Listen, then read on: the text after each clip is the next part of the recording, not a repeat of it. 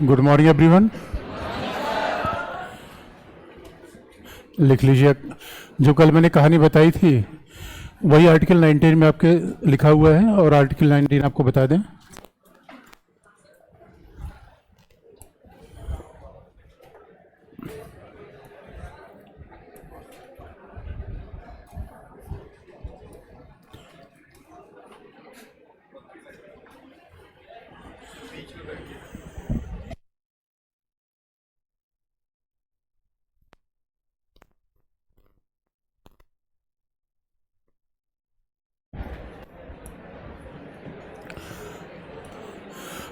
तब तक आप लिख लीजिए जो कल मैंने बताइए।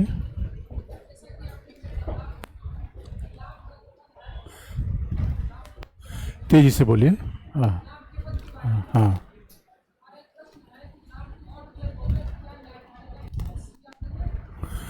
देखिए, न्यायपालिका के सदस्य लाभ के पद पे हैं क्योंकि एक्ट में न्यायाधीशों का उल्लेख नहीं किया गया है, तो टेक्निकली वो लाभ के पद पे हैं। हाँ, क्या कहा आपने?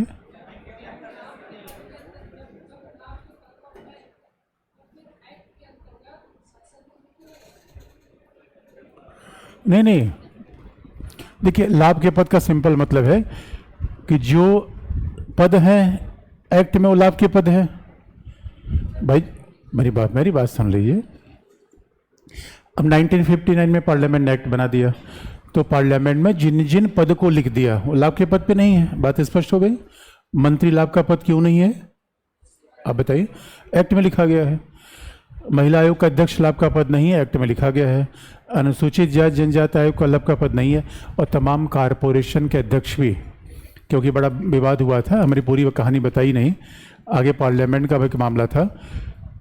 लगभग ये 2004-05 की बात है। 54 सांसद ऐसे पदों पे थे जो एक्ट में नहीं लिखा गया था। बाद में संविधान संशोधन किया गया 2005 में, और 54 पदों को लिखा, इसमें डाला गया भूतलक्षी संशोधन से, जिनसे उनको बचाया जा सके। इसलिए एक्ट में आप देखेंगे न्यायाधीशों के नाम नहीं है। सिंपल सी बात है। जब एक्ट में आप देखोगे तो न्यायाधीशों का नाम है ही नहीं है। इसका सीधा मतलब है जो नाम एक्ट में नहीं है वो लाभ का पद है। तो जब न्यायपालिका के नाम उसमें नहीं है तो लॉजिकली लाभ का पद है। यही बस सिंपल सी बात है। हाँ, अभी तो आधी बात 9 शेड्यूल के बारे में बताई है, पूरी बात बताई नहीं, थोड़ा वेट कर लीजिए। अच्छा, हाँ बताइए।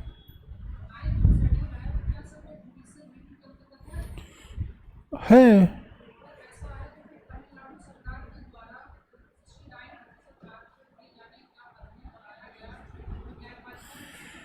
अरे मेरे पुत्र, अब देखो, अब तुमने पहली बात हमने कहा उसकी कहानी हम आगे आपको बता देंगे।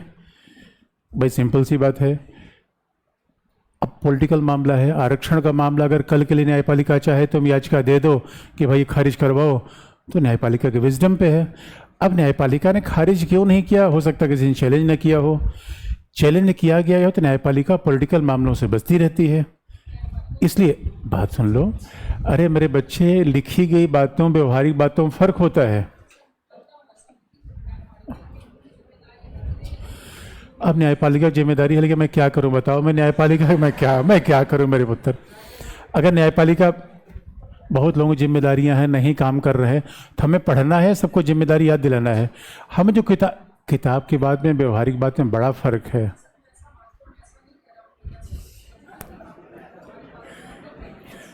तो क्या नहीं तो मानते ही, बताओ पहले तुम।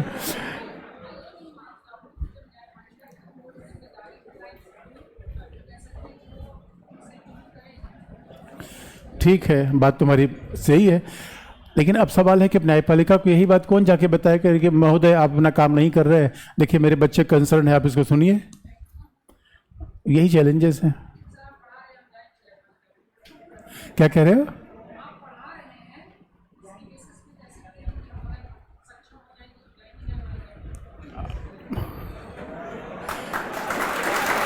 हाँ, एकदम मेरे बच्चे, एकदम। हाँ बताओ।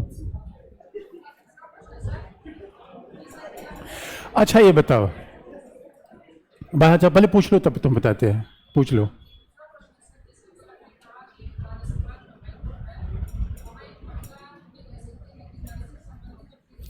अरे यार, इतना वकालत करने की आवश्यकता नहीं है। अच्छा, ये बताओ, मूल कर्तव्य कितने लिखे हैं संविधान में? मूल कर्तव्य को बता दो मुझे, कौन कौन से? क्या याद नहीं ना? वही याद करके आना, फिर मैं सारे प्रश्न का जवाब दे दूंगा। याद करके आना। नहीं, बैठ जाओ, अब बैठ जाओ। अब तुम क्लास का टाइम देखो। नहीं, अब ऐसे एक सवाल देखो, दो सवाल देखो, विवाद के जितने सवाल आप पूछ रहे हो सब विवादास्पद है। और मेरे बच्चे, हम विवाद तो इतने हैं कि हर पल पे विवाद हम खड़ा करेंगे। ये कुछ काम की बात पढ़ो, बाकी बाकी पावरफुल बन जाओ, फिर उसके बाद देखना सब। मूल कर्तव्य याद करके आना, उसके बाद मैं सारे सवाल बता दूंगा। मूल कर्तव्य याद करके आना पड़ेगा। क्या करें?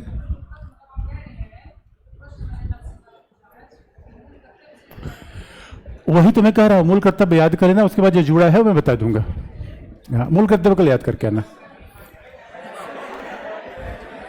अच्छा, अब ये बताओ मेरे बच्चे, अगर तुम्हारे सर 15-15 मिनट सब इतने बच्चे जोश में आ जाए, सवाल पूछने लगे, तो क्लास का क्या हो जाएगा? फिर थोड़ा सा व्यवहारिकता भी रखनी चाहिए। अच्छा अच्छा, लास्ट पूछ रहे हो या और भी पूछोगे? लास्ट, हाँ बताओ।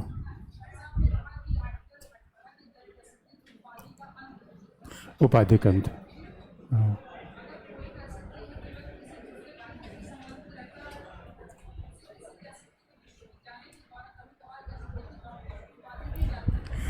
ये प्रभु, क्या कह रहे हो?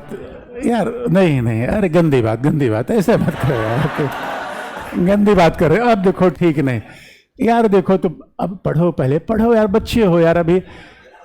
अब देखो, एक बात मैं समझा दूं। अरे मेरे बच्चे, जिस जिस जिस जिस देख लो, जिस पे आप विवाद कर रहे हो, उस पे न्यायपालिका में हर दिन 10-10 केस जाते हैं। वही तो न्यायपालिका का काम ही है।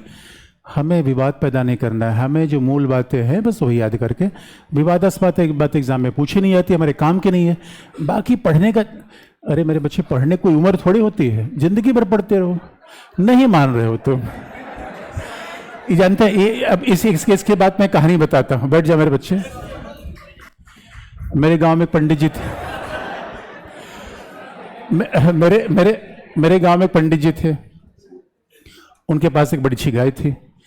तो पंडित जी ने शर्त रखा कि जो गीता के इस श्लोक का अर्थ बता देगा उसको मैं अपनी गाय दे दूंगा। तो उनकी पत्नी बहुत नाराज हो गई, उनके क्या बात करते हो, यहाँ पूरा गीता का अर्थ बता देंगे। उनका मैं मानूंगा तब तो। ये कह रहा है कि हम सब आपकी बात मान रहे हैं, लेकिन फिर एक सवाल और देखो, जितने भी आप सवाल पूछे सब ओपिनियन बेस है, बुरा मत मानना।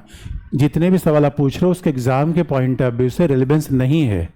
आप विवाद पैदा कर रहे हो, हमारा पर विवाद पैदा करना ही है। थोड़ा पढ़ाई को चेंज करो। देखो अभी यही तो हमारा काम बच्चों को बताना होता है। आप जितने सवाल पूछोगे, टीचर होने के नाते मेरा काम है सवाल को इनकरेज करना, सच बात है, इन आपको सही रास्ते पे भी रखना। अरे मेरे पुत्र, जितने आईएएस हो गए हैं, आज तक किसी ने फोन करके नहीं पूछा सर अनुच्छेद 19 में सुप्रीम कोर्ट क्यों नहीं कर रहा है ऐसा। वो क्या, सुनो सुनो, अरे मेरे पुत्र सुन ही नहीं मेरे बच्चे। अब जानते हो क्या बताते हैं? वो क्या बताते हैं, सर सिंगापुर होके आ रहे हैं, सर इनसे मुलाकात हुई, चीफ सेक्रेटरी, ये सब बातें बताते हैं। दिल लगी विषय से करना है पढ़ना, दिल लगी मत करो। अब यही, अब अरे अच्छा, यही बच्चे, अरे मेरी बात इतनी मान लो, बाकी विवाद चलता रहेगा। अब लिख लो,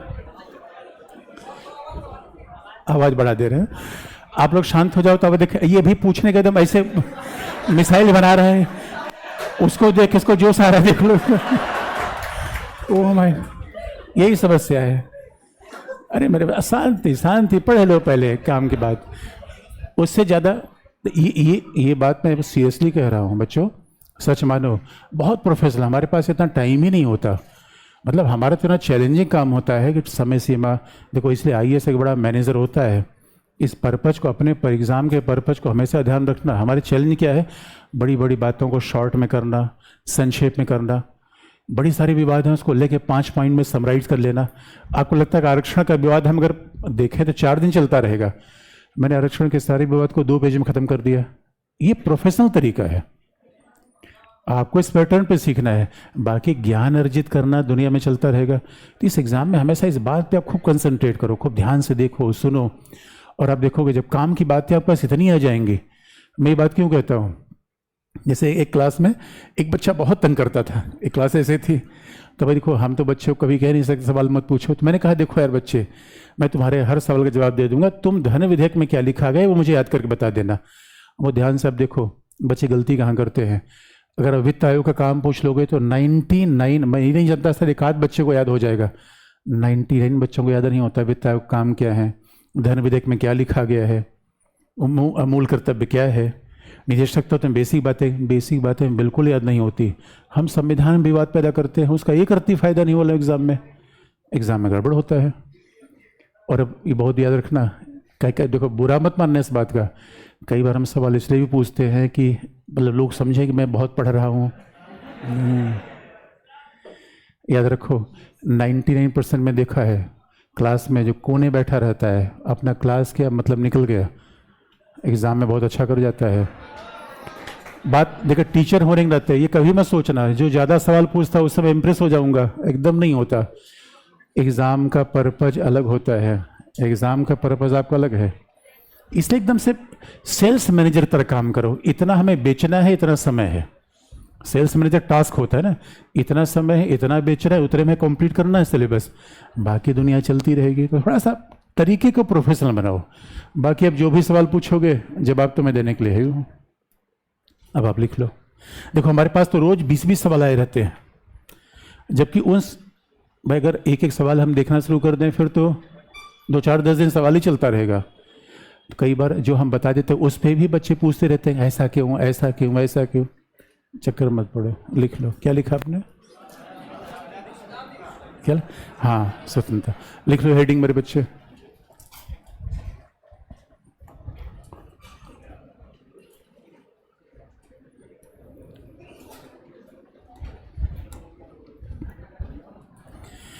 ये लिखा हुआ है, लेकिन इसको हम ऐसे नहीं पढ़ेंगे जैसा आर्टिकल में लिखा हुआ है। हम कैसे पढ़ेंगे? लिख लीजिए, हेडिंग है स्वतंत्रता और राष्ट्रीय एकता अखंडता के बीच समन्वय और सामंजस्य। हेडिंग स्वतंत्रता और राष्ट्रीय एकता अखंडता के बीच समन्वय और सामंजस्य।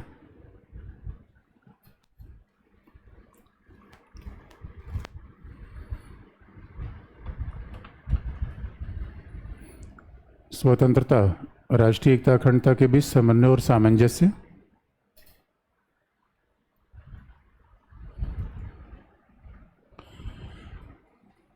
पहला पॉइंट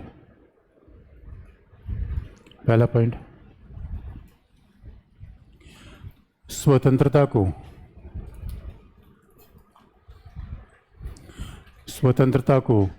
मूल अधिकारों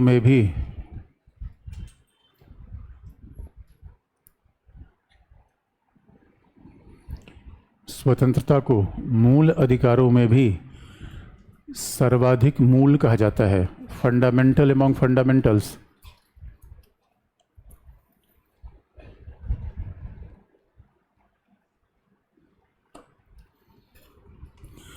स्वतंत्रता को मूल अधिकारों में भी सर्वाधिक मूल कहा जाता है।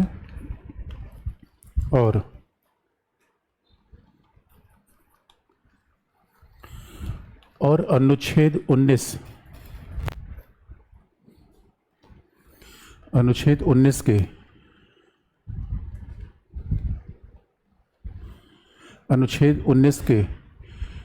खंड 1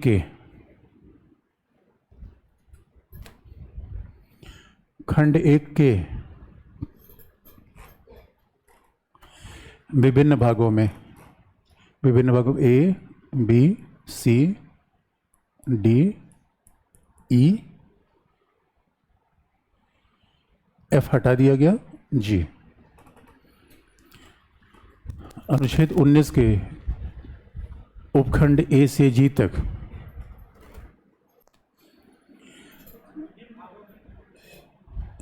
विभिन्न भागों का मतलब A B C D E F G. E G, F हटाया गया, एफ हटा दिया गया है, कारण बता देंगे। स्वतंत्रता का उल्लेख किया गया है।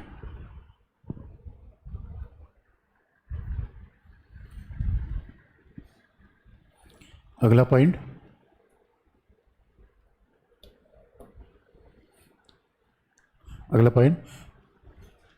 इनमें अभिव्यक्ति की स्वतंत्रता का सर्वाधिक महत्व है।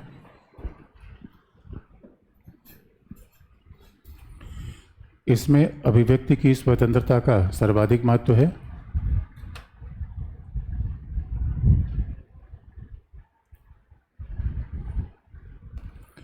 अभिव्यक्ति की स्वतंत्रता का सर्वाधिक महत्व है, जिसमें अभिव्यक्ति की स्वतंत्रता का सर्वाधिक महत्व है, जिसमें निम्नलिखित आयाम भी शामिल होते हैं।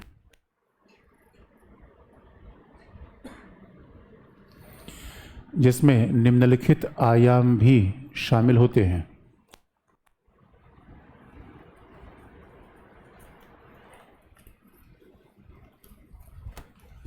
जिसमें निम्नलिखित आयाम भी शामिल होते हैं। पॉइंट नंबर 1, फिल्म का निर्माण।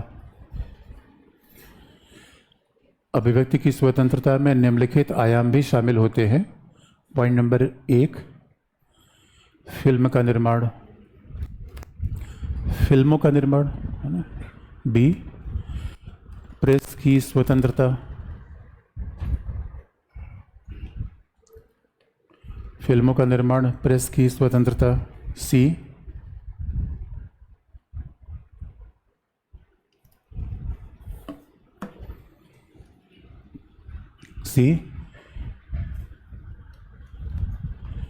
सोशल मीडिया की स्वतंत्रता,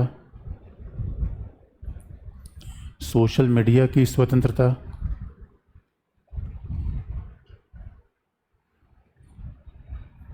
अगला, असहमति आलोचना का अधिकार। अगला, असहमति आलोचना का अधिकार।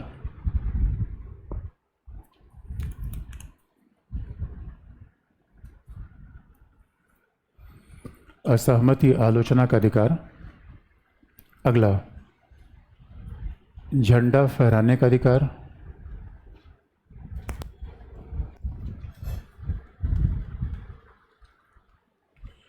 झंडा फहराने का अधिकार, ब्रैकेट में नवीन जिंदलवाद। झंडा फहराने का अधिकार, ब्रैकेट में नवीन जिंदल। झंडा फहराने का अधिकार, ब्रैकेट में नवीन जिंदल। हमारे इंडस्ट्रियलिस्ट है नवीन जिंदल, सांसद भी रहे हैं। नवीन जिंदलवाद। अच्छा, प्रेस की स्वतंत्रता, ब्रैकेट में बेनेट कोलमैनवाद, क्योंकि बहुत लैंडमार्क है ये। प्रेस की स्वतंत्रता के ब्रैकेट में क्या लिखेंगे?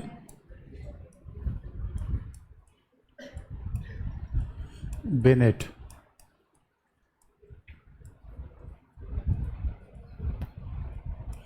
बेनेट कोलमैन बात।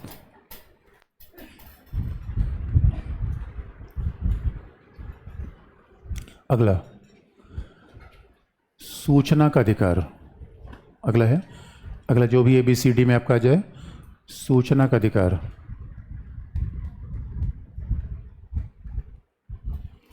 सूचना का अधिकार, ब्रैकेट में एसोसिएशन फॉर डेमोक्रेटिक रिफॉर्म्स।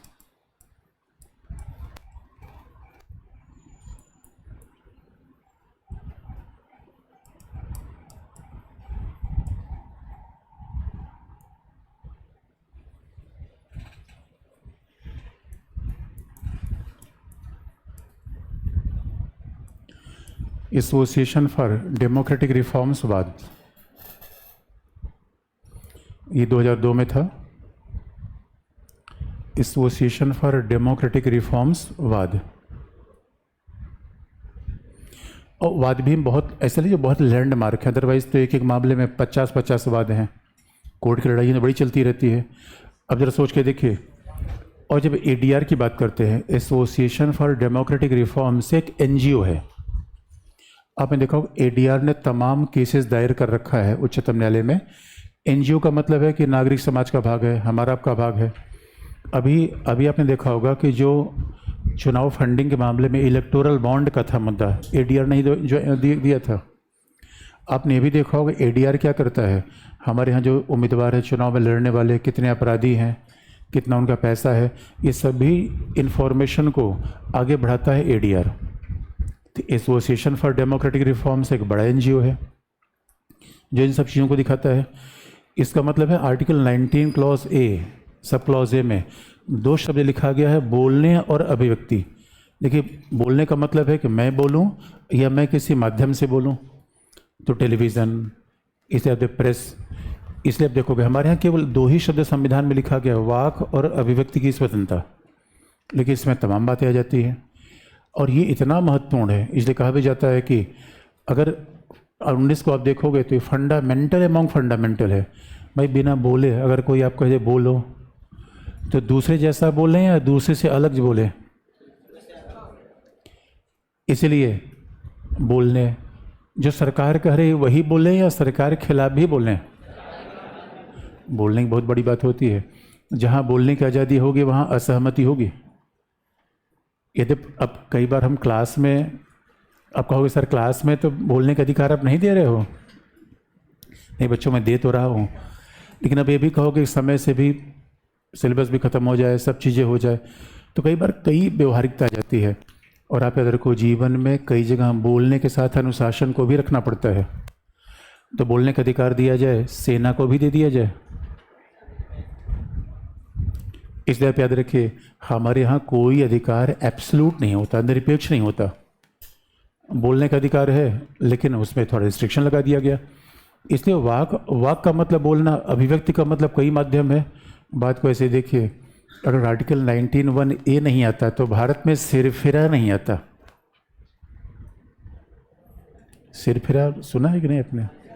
अरे फिल्म का नाम है मेरे बच्चों, कमाल की बात है। अब एक नई फिल्म रिलीज़ हुई है। अच्छा, ये अगल बगल दुनिया में पॉलिटिकल अलावा और कुछ नहीं देखते क्या? वो सब देखना ज़्यादा ज़रूरी है। अरे मेरे बच्चों, जीएस के स्टूडेंट हो तो दुनिया में सब पे जानकारी होनी चाहिए कि नहीं है? मेरे बच्चे ऐसे क्यों बैठे हो? मतलब किसी से कोई झगड़ा हो गया है, क्या हो गया है मेरे बच्चे? हाँ बताओ, जवान आदमी आगे बैठा हुआ है, ऐसे करके बैठा हुआ है, ये शोक की मुद्रा है मेरे पुत्र। किसी से अलगाव हो गया हो तो बताओ, मतलब ऐसा नहीं हुआ ना, बताओ। जवान आदमी कैसे बुढ़ापे की तरह बैठता है यार। तो मेरे बच्चों, ये आर्टिकल 19 क्लॉज ए में बहुत सारी आज़ादी है कि बोलने की आज़ादी।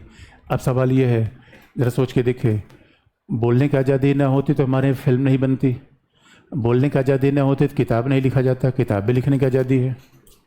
लेकिन अब सवाल है, इसमें लिख लीजिए किताब लिखने की आज़ादी।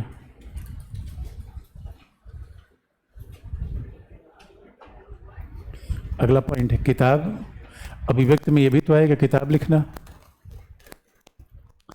और अंत में चुप भी रहना। अगर मैं कुछ पूछूं और नहीं बोलते हो तो मैं आपको जबरदस्ती नहीं कर सकता। तो चुप रहना भी आपका फंडामेंट, बोलने में क्या होता है, चुप रहना भी आपका अधिकार है।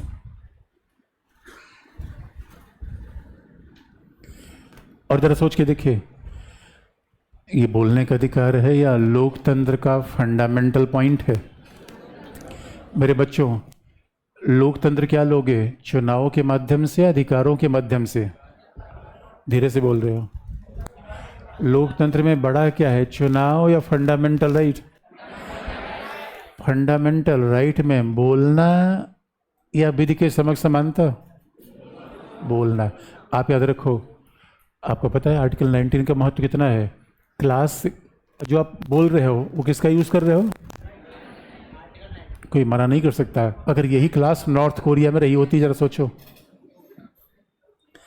आप याद रखें, कई जगह 19 नहीं होता, जहां कई बार हम आज़ादी का महत्व ऐसे नहीं समझ पाते दोस्तों। आज़ादी का महत्व हम रियलाइज़ नहीं कर पाते कितना बड़ा गिफ्ट है। क्योंकि अगर आपको कभी नॉर्थ कोरिया में, आज मैं आपको आर्टिकल 19 न पढ़ाऊँ, आज़ादी का महत्व तो न बताऊं, पर एक जगह भेज दूं, इसका नाम क्या है? North Korea. दूसरी जगह अफगानिस्तान। आज़ादी का मतलब आपको आप अपने आप समझ आ जाएगा आज़ादी का मतलब क्या होता है। तीसरी जगह मैं आपको कभी नहीं भेजना चाहूँगा, जिसका नाम है तिहाड़। मेरे बच्चों, संजू बाबा, संजू बाबा मतलब जानते हो? संजू बाबा जब पहली बार जेल गए तो उन्होंने कहा आज मुझे पता चला कि आज़ादी का मतलब क्या है। मेरे बच्चों, जेल में जो रहता है, आपको पता है खाना खाने का नियम है शाम को 6 बजे खाना मिला, और आपकी चॉइस पे नहीं कि आज चटनी वाली चाहिए, पिज़्ज़ा बर्गर चाहिए, आज खाना रोटी दाल मिलेगा, रोज़ वही मिलेगा। आपके डिमांड से मिलेगा या जो वहाँ है वो खाना पड़ेगा? शाम को 6-7 तक खा लीजिए, 8 बजे सेल बंद, सेल के अंदर रहना है। और यहाँ देखो 12 बजे रात वजीराबाद में घूम रहे हैं। आज़ादी का मतलब है वजीराबाद नहीं, मुखर्जी नगर में जाके सारे बच्चे उधर घूमते हैं। और पता चला रात में आप चले जाओ इंडिया गेट के आसपास तो कई बच्चे तो बाइकिंग करते हैं, स्टंट मारते हैं। आज़ादी है मेरे दोस्तों, आज़ादी ही तो है। अब बताओ, इसे कभी आपने ध्यान दिया है? आज़ादी हमें मूल स्वभाव में ही है। वही बात अलग है कि कहीं पेरेंट्स, कहीं परिवार, कहीं टीचर, कहीं धर्माधिकारी, कहीं सरकार इसको दबाने का प्रयास करती है। कभी आपने सोचा इस बात को? जितने बच्चे स्कूल से कॉलेज जाते हैं, स्कूल में ज़्यादा अच्छा लगता है कॉलेज में? क्यों? स्कूल में ऐसा क्या नहीं होता जो कॉलेज मिल जाता है? क्या होता है? क्या क्या? ये मैं याद रखना, पहली बार यूनिफॉर्म से छुटकारा मिलता है। और यूनिफॉर्म जब छुटकारा मिल गया उसके बाद देखो मैं कैसा फैशन लाता हूँ। स्कूल में कई बार मेरा मन होता है फैशन, और स्कूल में बड़ा डिसिप्लिन होता है। स्कूल में टीचर नाखून बढ़ाए, ये सब स्कूल में होता है। एक बात याद रखिए, इसलिए स्कूल में हमें आज़ादी नहीं मिलती कि मैडम आ जाती है, प्रिंसिपल मैडम का, और यूनिवर्सिटी में तो जाके वीसी का ऑफिस हम तोड़ देते हैं, जिंदाबाद मुर्दाबाद। इससे यूनिवर्सिटी और कॉलेज में एसोसिएशन बनता है स्टूडेंट का, क्योंकि स्टूडेंट के डेमोक्रेटिक राइट्स हैं, बराबर है। स्कूल में अधिकार आपको नहीं होता बच्चों। तो आज़ादी तो फंडामेंटल है, फंडामेंटल में फंडामेंटल है। और आपको मैं बता दूं, अगर हमारे संविधान के सारे भाग रखकर इस देश को तानाशाही में बदलना चाहते हैं तो मेरे पास एक उपाय है। संविधान में सारे भाग एज इट इज रखिए, इसके बावजूद एक कोई ऐसा आर्टिकल हटा दीजिए जिससे देश सच में तानाशाही बन जाएगा। कौन सा आर्टिकल है? 19 है बच्चों, ये बहुत बड़ी बात है। और इतिहास आपको देख लो, गौरवमयी क्रांति थी या आज़ादी का सपना था? अरे मेरे बच्चों, आज़ादी की, चूँकि देखिए एक बात याद रखना, जो चीज़ हमें कई बार पैदाइशी मिल जाती है उसका वैल्यू नहीं समझ पाते। फ्री में मिल जाती है, वैल्यू नहीं समझ पाते। वैल्यू समझना हो तो भगत सिंह से पूछो, भगत सिंह के जगह पे होते तब समझ पाते इसके लिए लोगों ने क्या बलिदान दिया है। तिलक, नेहरू, पटेल, डॉक्टर अम्बेडकर, इन लोगों ने तो आज़ादी की लड़ाई की। यानी आप जरा सोच के देखो, एक ज़माने में था हमारे यहाँ धर्माधिकारियों का कितना प्रभाव था कि इंग्लैंड में यही यूरोपीय देशों ने किया। अरे मेरे बच्चों, यूरोप में संपन्नता इसलिए ज़्यादा है कि सबसे पहले उन्हें आज़ादी की मांग की। जहाँ आज़ादी रहेगी वहीं संपन्नता रहेगी। जहाँ आज़ादी नहीं रहेगी, आदमी भेड़ जैसा जिएगा, तो भेड़ जैसा जिएगा तो भाई उसकी प्रतिभा क्षमता का विकास ही नहीं हो पाएगा। जब मैं आपको आज़ादी दूंगा तभी तो प्रतिभा क्षमता का विकास करोगे मेरे बच्चों। इसे देखो, हमारे यहाँ जैकलिन फर्नांडिस, नौरा फतेही, उधर से। अच्छा, आप इनके बारे में जानते हो क्या? बहुत ज़्यादा जानकारी रखते हो मेरे दोस्तों। कभी आपने सोचा है? और एक याद रखिए, आज़ादी का मतलब क्या है। प्रियंका चोपड़ा देखो, हॉलीवुड में काम किया, बॉलीवुड में काम किया, जाके उधर सेटल हो गई, कभी इधर आती है। आज़ादी है ये। अब हमने जिस गांव में पैदा हुए उसी में शादी कर लिया, कोई आज़ादी है दोस्तों? कमाल की बात है। दूसरी बात, ब्रूनो ने पहली बार कहा था, ब्रूनो ने पहली बार ये बोल दिया था कि अरे भाई, जब फिजिक्स का प्रिंसिपल लगाया, विवेक का प्रयोग किया, ब्रूनो ने कहा पहले ही बाइबल में बात लिखी गई थी कि सूरज घूमता है, धरती स्थिर है। ब्रूनो ने कहा नहीं नहीं नहीं, मेरा साइंस कह रहा है धरती घूमती है। पादरी ने कहा कौन ऐसा वाहियात आदमी आया है, पकड़ो इसको, जिंदा जला दो। ब्रूनो को अपनी जान देनी पड़ी सच बोलने के कारण। और आज भी आप देखिए ऐसे धर्मांध लोगों की दुनिया में कमी नहीं है। कई बार तो हम किसी बात को इसलिए मान लेते हैं, ग्रंथ में लिखा हुआ है, अरे एक बार विवेक का भी प्रयोग कर लो, उसी भगवान ने तो विवेक दिया है ना। कमाल की बात है दोस्तों। और हम यूरोप की आलोचना करते रहते हैं, जरा देखिए तो किन किन किन खिलाफ लड़ा हुआ है उन्होंने, कैसी कैसी व्यवस्थाओं उठा के फेंक दिया। उसके बाद राजा आया, राजा ने कहा मुझे ईश्वर ने बनाया है। फिर ब्रूनो ने दिमाग ला, ब्रूनो ने कहा मेरा फिजिक्स नहीं बता रहा ईश्वर कहीं है। ये बताओ, दुनिया आज तो स्पेस है, सेटेलाइट है, इतनी सेटेलाइट हमने छोड़ रखी है, कहीं स्वर्ग की तस्वीर दिखी, जन्नत कहीं दिखा? कमाल की बात है। उसके बाद फिर उधर से न्यूटन आ रहा था। न्यूटन टकरा गया एक पादरी से। पादरी ने कहा ये दुनिया ईश्वर ने बनाई है। न्यूटन ने कहा मुझे समझ में नहीं आ रहा है दुनिया ईश्वर में, मुझे तो लगता है भौतिक अणुओं से दुनिया बनी हुई है। इसलिए जब बनाने वाला ही भौतिक अणु है तो ना आत्मा है ना परमात्मा है। आत्मा होगी तो परमात्मा होगा। हम आत्मा हैं या मिट्टी के पुतले हैं? यही तो फिजिक्स मानता है। ये फिजिक्स था या वैचारिक क्रांति थी? मेरे बच्चों का भी आप ध्यान देना, यूरोप में फिजिक्स केमिस्ट्री क्यों आई? आजादी आई। और जहां फिजिक्स केमिस्ट्री नहीं आई, धर्म ग्रंथ पढ़ के निर्वाण प्राप्त कर रहे हैं, स्वर्ग प्राप्त कर रहे हैं। प्राप्त कर लो स्वर्ग, ले लो। Oh my God. कई बार तो मुझे तरस आता है यार, कैसे कैसे विवेकशील, मतलब विवेक कैसा कहता है कि अला वो स्वर्ग जा रहे हो, उसके बाद पूछ पकड़े लटके हो वहाँ पे। अरे मेरे बच्चों, बड़ी सी कार चाहिए या स्वर्ग चाहिए? बड़ा सा घर चाहिए या स्वर्ग चाहिए? ये धरती चांद से बेहतर नजर आती है हमें, याद रखना हमें। इसलिए मेरे दोस्तों, मैं उस फिल्म को बहुत देखता हूँ, पैसा पैसा करती है, पैसे पे मरती है।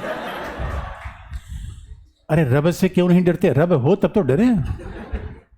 इसलिए मेरे बच्चों, हमारा संविधान रब को मानता है या जन संप्रभुता को मानता है? हमारे संविधान धार्मिक थे या वैज्ञानिक थे? ईश्वर अब नहीं भाई दद। और प्रस्तावना में डिबेट हुआ, प्रस्तावना में हुआ ये लिखें ईश्वर की शपथ, कहीं सब बेकार की बात मत करना। प्रस्तावना तक में ईश्वर की बात नहीं आई मेरे बच्चों। कितनी बड़ी बात है, हमारे संविधान को पढ़ जाओ, धर्म और उनकी बात नहीं है उसमें। ये संविधान निर्माता है फिजिक्स से प्रभावित थे, केमिस्ट्री से, मैथमेटिक्स से, जिसने दुनिया बदल दिया। या भोले बाबा ने दुनिया बदल दी। मैं भोले बाबा का भी एक अनुयायी से पूछ रहा था क्या मिलता है, तो उनका ये नल है, उसी पानी पी लो तो सब दुख दूर हो जाता है। हम कहा पियो पानी बेटा। हम कहा क्या करते हो? का मजदूरी करते हैं। हम कहा दुख दूर हो गया? हम कहा सारा दुख दूर हो गया। अब बताओ क्या उपाय है? कहीं भोले बाबा है तो कहीं कौन धाम है? ये लोग फिजिक्स से पुंगी बजाने वाले लोग हैं। मेरे बच्चों, फिजिक्स में भरोसा है या धाम में भरोसा है? क्या यार दुनिया, क्या संविधान निर्माता समय से कितने आगे थे, सोचिए। कि विवेक देखिए, आज़ादी है, मानव को खुला छोड़ देना है। खुला छोड़ दिया, बोलो जो मर्जी हो, विचार करो, आलोचना करो, किताब लिखो, फिल्म बनाओ, खेलो, मॉडल बनो। इससे मैंने कहा था आज कुछ अजीब से कपड़े पहन के आना, लेकिन मुझे लगता है आज़ादी का प्रयोग किया नहीं। लेकिन अभी अभी धीरे धीरे प्रयोग करना। सवाल यही तो है, आज़ादी दे दी, अगले पैराग्राफ से लिख लो क्या लिखा आपने।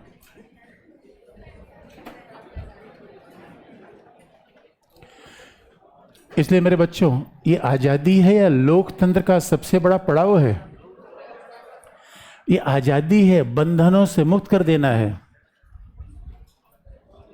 आगे क्या कुछ पूछना है? तो अभी कुछ बताया नहीं, क्या पूछोगे? पूछो मेरे पुत्र। असहमति, अच्छा, असहमति, आलोचना का अधिकार।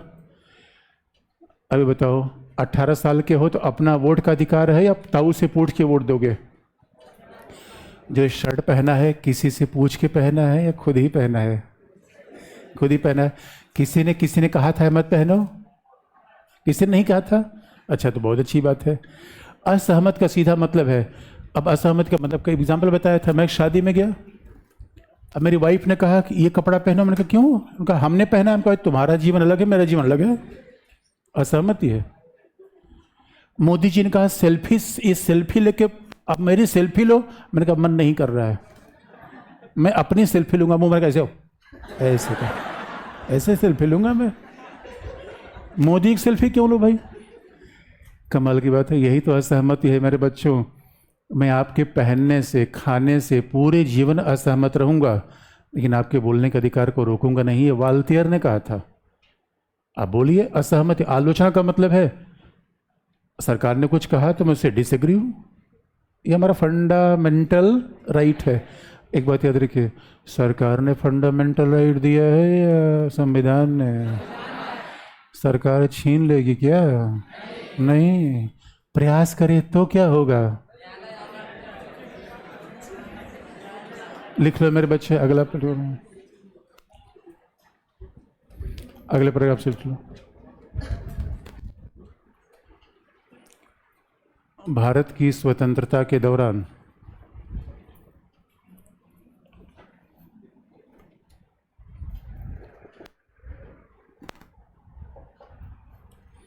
भारत की स्वतंत्रता के दौरान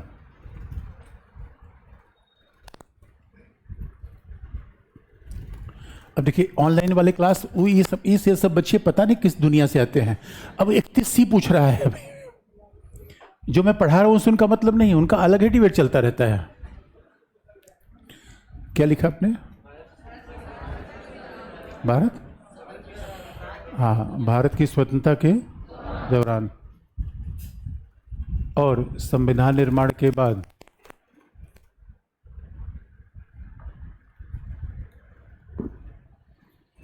संविधान निर्माण के बाद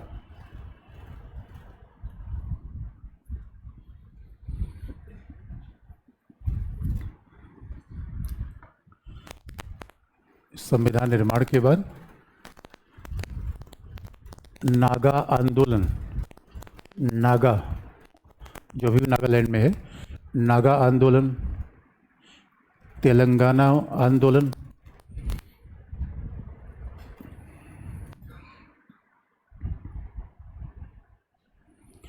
तेलंगाना आंदोलन विद्यमान था। तेलंगाना आंदोलन विद्यमान था और आज भी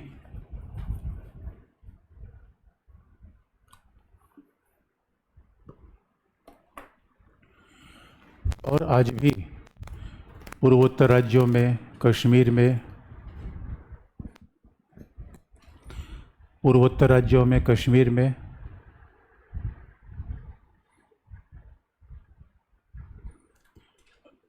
राज्य की सुरक्षा के लिए गंभीर चुनौती विद्यमान है।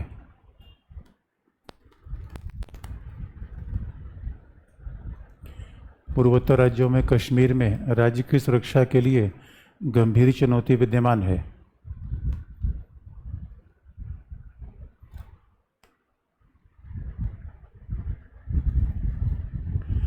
राज्य की सुरक्षा के लिए गंभीर चुनौती विद्यमान है।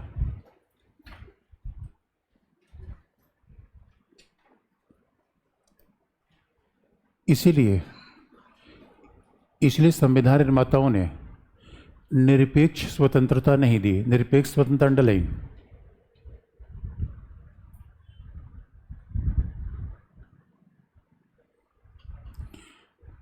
इसलिए संविधान निर्माताओं ने निरपेक्ष स्वतंत्रता नहीं दी।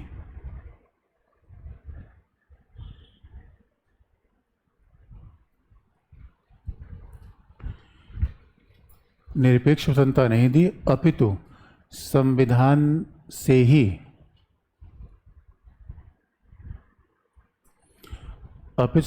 से ही स्वतंत्रता पर प्रतिबंध आरोपित कर दिए।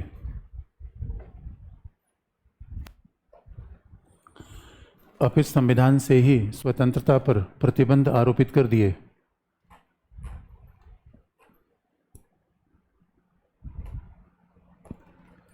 जिसका उल्लेख अनुच्छेद 19 के खंड 2 से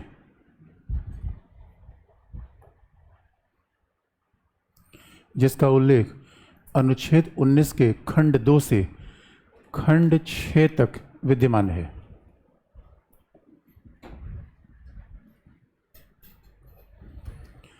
अनुच्छेद 19 के खंड 2 से खंड 6 तक विद्यमान है।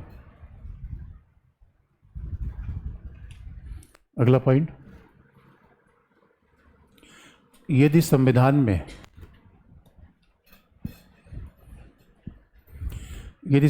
में स्वतंत्रता पर यह प्रतिबंध लागू न होता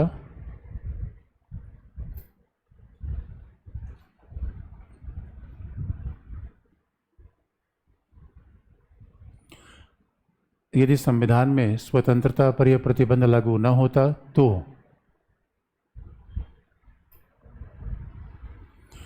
तो स्वतंत्रता को सीमित करने के लिए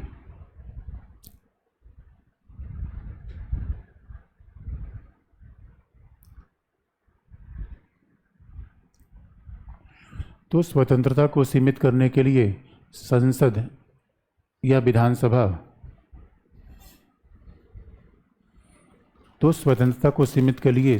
या विधानसभा विधि का निर्माण नहीं कर पाती।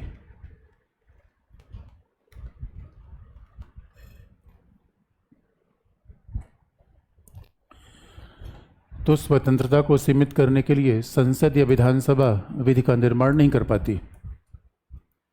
ये कितनी बड़ी बात हो गई। अब रिलेशन को आपको बता दें, और देखिए अभी तो आर्टिकल 19 क्लॉज 1A की बात कर रहे हैं, BCD भी आपको बेसिक बता देंगे। ये सबसे इम्पोर्टेंट बोलने वाली बात है और वो सीरीज़ में है और उसमें रटने की आवश्यकता नहीं है। देखिए बोलेंगे कब, अच्छा मैं इस क्लास में अकेले आके बोलूँ, इससे ऑनलाइन क्लास में अजीब सी बात होती है।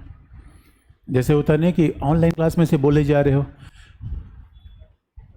तो बोलने का अधिकार अजीब से लगता है बिना असेंबली के। ये हम लोगों का क्या है, असेंबली है।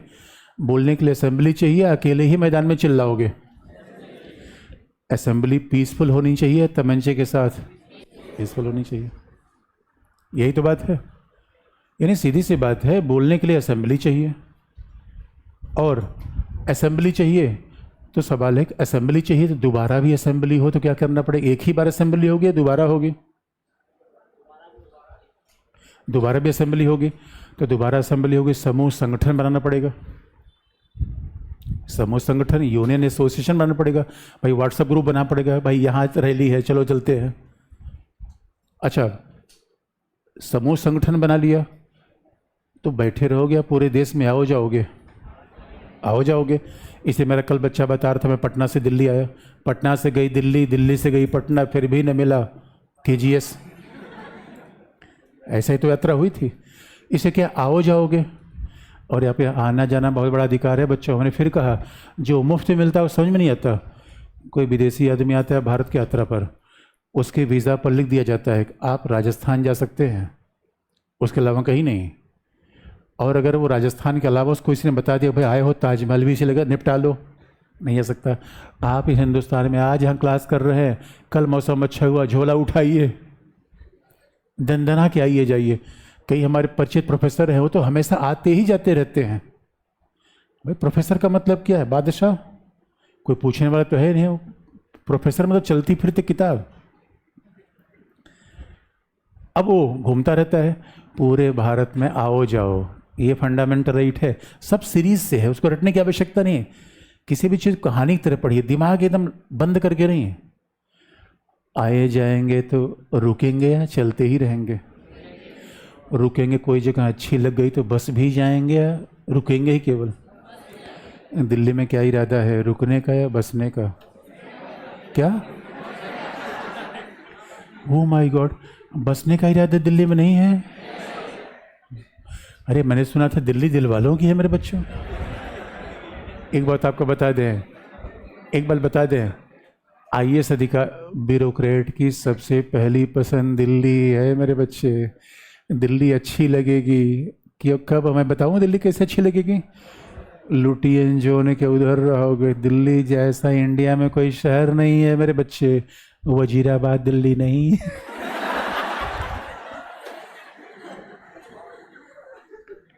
अरे मैं आइडिया बता रहा हूँ, दिल्ली में एक दोबारा कभी मत कहना दिल्ली में नहीं रहेंगे। बताओ, सारे आईएएस अधिकारियों को पहले ही पसंद दिल्ली, दिल्ली उसके न बोले मुंबई। दिल्ली भाई आपने देखी नहीं मेरे बच्चे, कभी देख लिया करो, छुट्टी उट्टी इसलिए होती है संडे उंडे को। दिल्ली जाओ, राष्ट्रपति बन, अरे हम कहाँ रहेंगे, मुखर्जी नगर में रहेंगे, और कहाँ रहेंगे। लो, हम भी फुक्कड़ तुम भी फुक्कड़।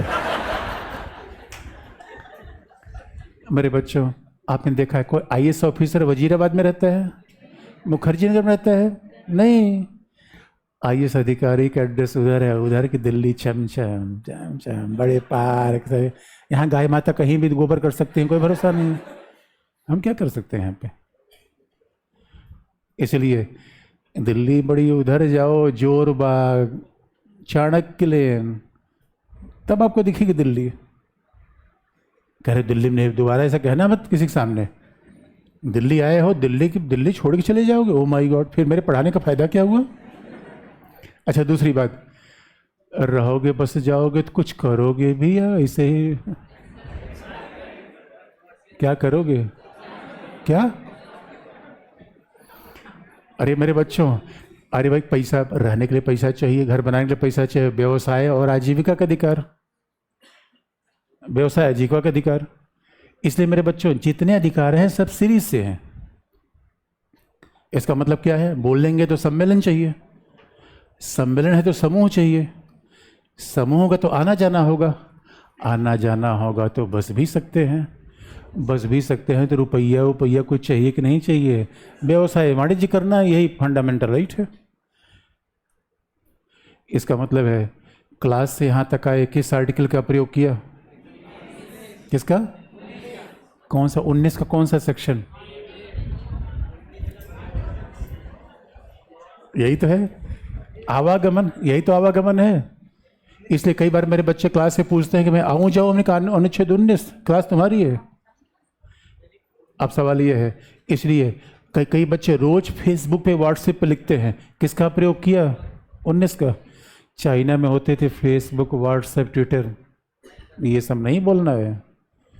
आप कभी भी सरकार के खिलाफ कोई बात लिख सकते हो, खूब बहुत लोग लिखते हैं।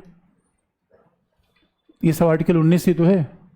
यानी आप याद रखो, 19 अधिकार नहीं है, किसी विद्वान ने कहा है पूरे फंडामेंटल राइट का एपिसेंटर है। किसी एक फंडामेंटल राइट में इतने सेक्शन नहीं है, ए बी सी डी ई, किसी फंडामेंटल राइट में अपने इतने सेक्शन देखे हैं। लेकिन अब देखिए, हम अमेरिका तो है नहीं, ब्रिटेन तो है नहीं, ब्रिटेन में बोलने, देखिए ब्रिटेन में, अच्छा बोलने के, देखिए एक बात याद रखिए, दुनिया में स्वच्छंदता तो कहीं हो नहीं सकती, बोलने का असीमित अधिकार नहीं हो सकता। अब हर लोग एक साथ बोलना शुरू कर दे, कौन किसको सुनेगा? अब कोई बोलने लगे, उसके पीछे कोई पेन से उसको ऐसे ऐसे करने लगे, गड़बड़ बात है कि नहीं मेरे बच्चों? इसका सीधा मतलब है एब्सोल्यूट राइट आपको नहीं मिलता। हाँ, अमेरिका को में ये बात है, अमेरिकी संविधान निर्माताओं ने संविधान में फंडामेंटल राइट पर रिस्ट्रिक्शन नहीं लगाया। इसका ये मतलब न माना जाए कि वो फंडामेंटल राइट वहाँ पे एब्सोल्यूट है, वहाँ फंडामेंटल राइट पर रिस्ट्रिक्शन पुलिस लगाती है। अब देखिए, अगर आर्टिकल 19 क्लॉज 2 से क्लॉज 6 न होता तो क्या होता, इसका एग्जाम्पल आपको बता दें। अब यही बैलेंस संविधान में बताऊँ रखा हुआ है। अब इस बात को ऐसे अगर मिला के आप देखेंगे तो आप पहला आपको दिखेगा article 19 clause 1 sub clause A, बोलने, वाक का मतलब है बोलने, फ्रीडम ऑफ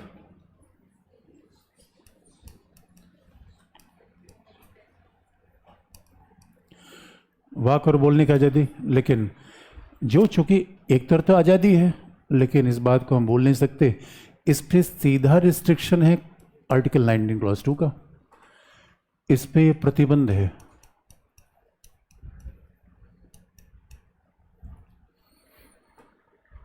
प्रतिबंध लग गया, संविधान में ही लग गया।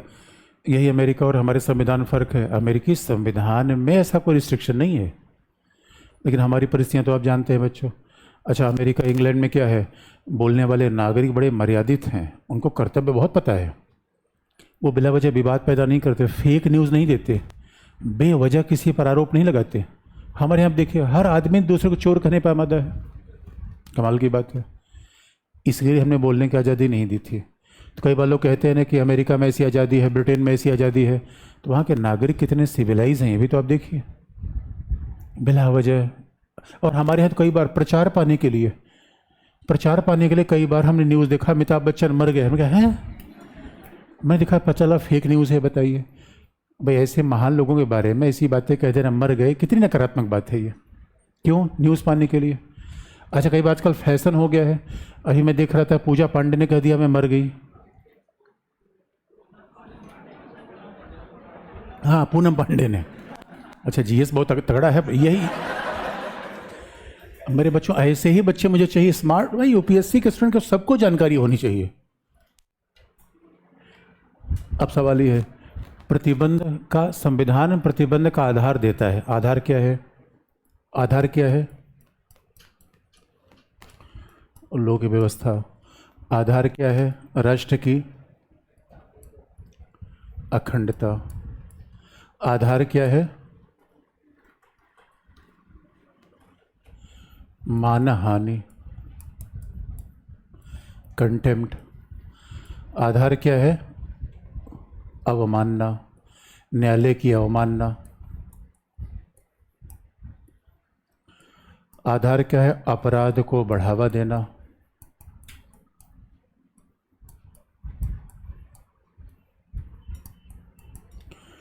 और आधार क्या है? सदाचार, नैतिकता।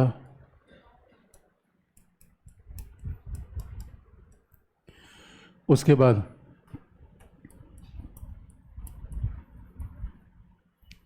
विदेशी राज्यों से मित्रतापूर्ण संबंध।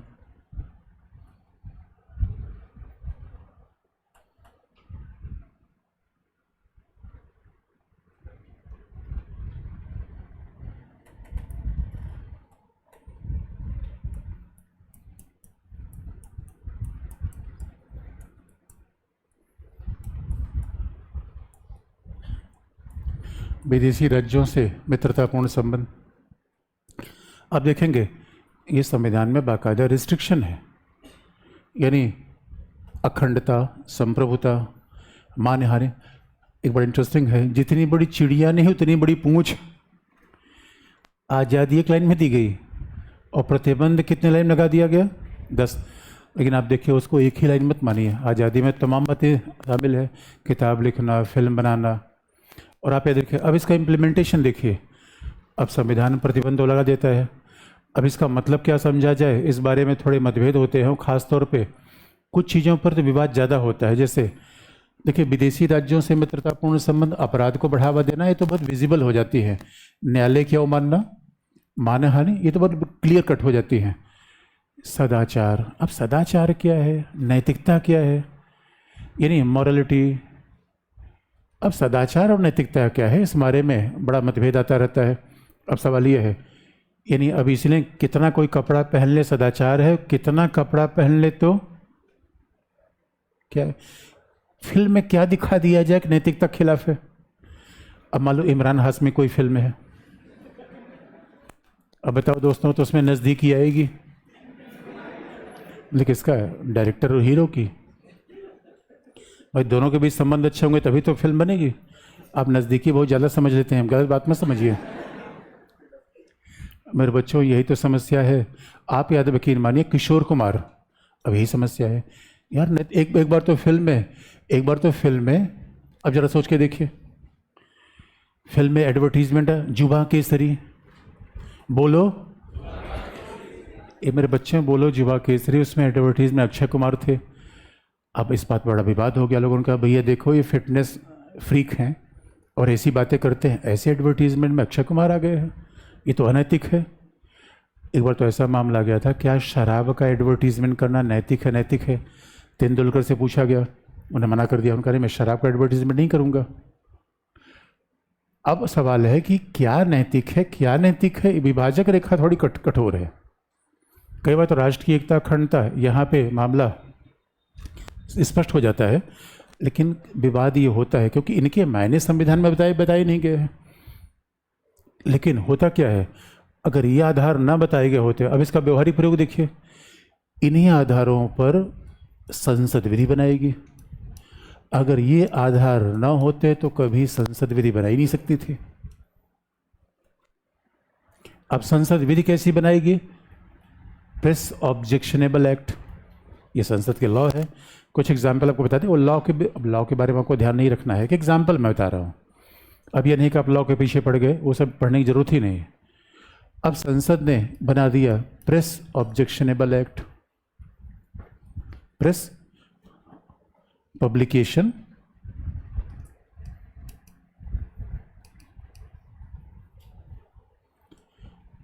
Press objectionable publication act. संसद ने बना दिया सिनेमेटोग्राफी एक्ट।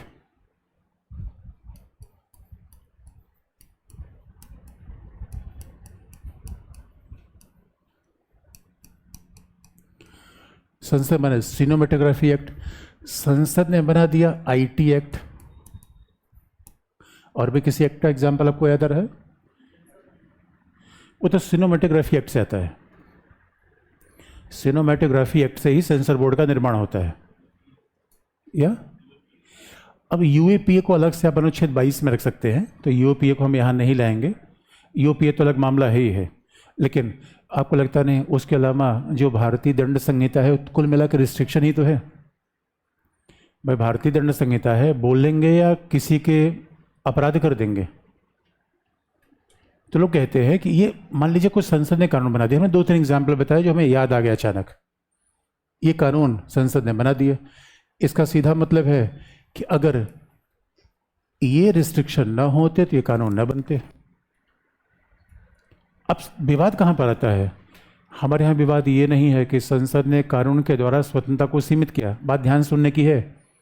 प्रतिबंध किसने लगा रखा है? संविधान ने। आज़ादी किसने दी है? संविधान ने। लेकिन संविधान ये इजाज़त संसद को दे रहा है कि आप रिस्ट्रिक्शन के बारे में लॉ बनाइए। तो लॉ बनाने का काम संसद को है।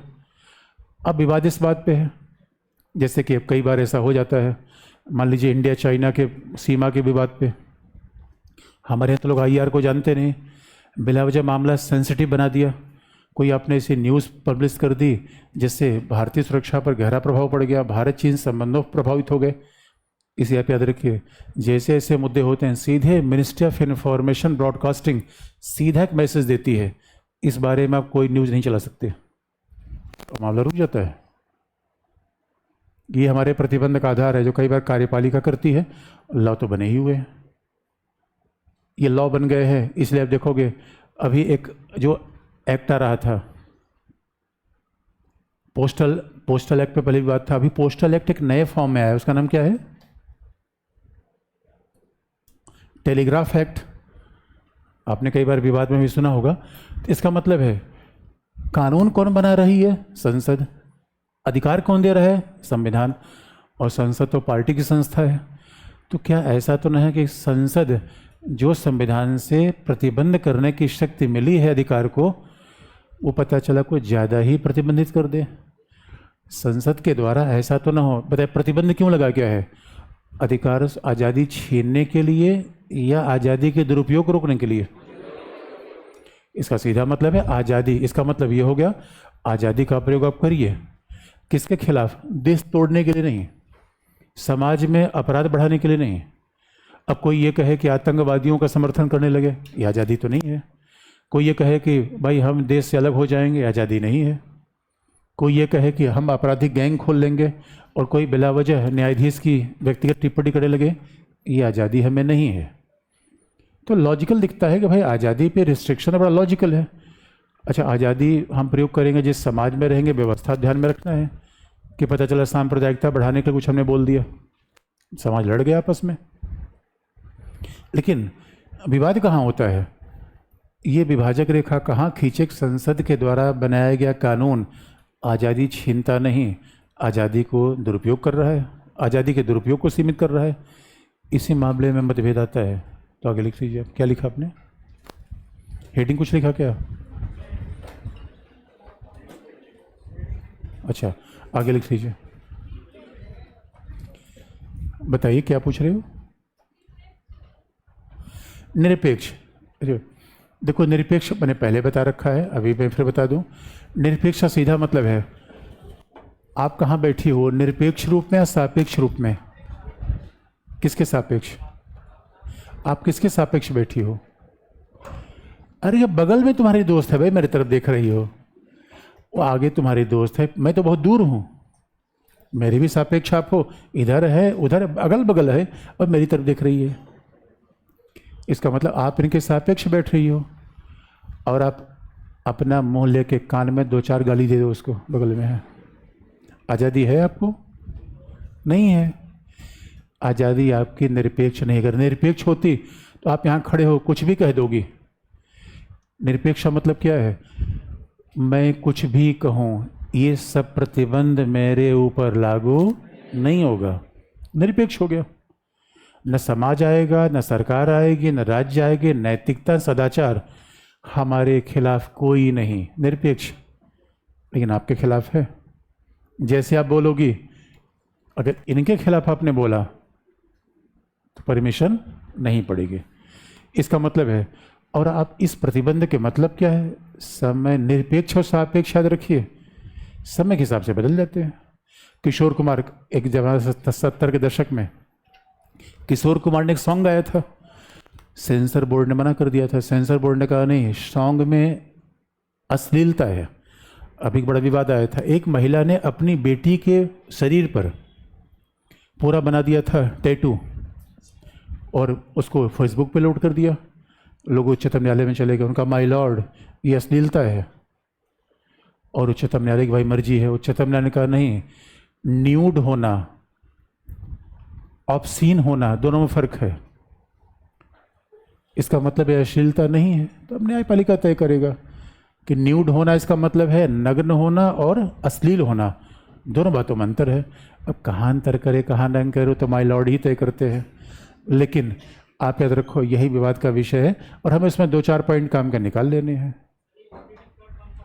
क्या क्या देखो, जितने OTT वगैरह है सब पे यही तो बात चल रही है, उनके लिए सेंसर करने का वो मैकेनिज्म नहीं है। तो अभी विवाद है कि किस तरीके से उनके लिए अलग सिनेमेटोग्राफी एक्ट OTT के लिए भी अप्लाई हो। अभी आप देखो फेसबुक, ये सब यूट्यूब, इन सब पर उतने रिस्ट्रिक्शन नहीं है जो अभी लॉ में रिस्ट्रिक्शन लगाए जाने का प्रयास किया जा रहा है। आगे लिख लीजिए। क्या? अच्छा हाँ, बस सीधी सी बात है।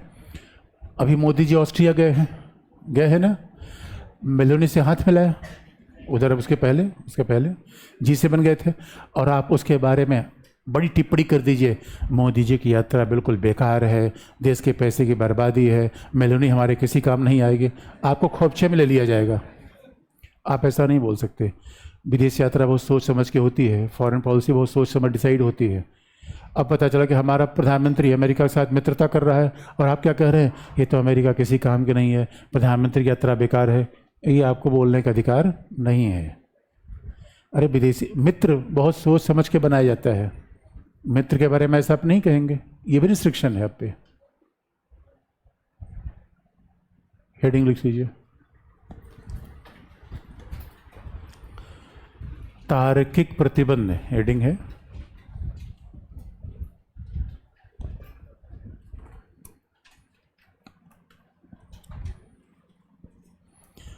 तार्किक प्रतिबंध के ब्रैकेट में इंग्लिश वाला शब्द भी जरूर लिख लीजिएगा, रीजनेबल रिस्ट्रिक्शन।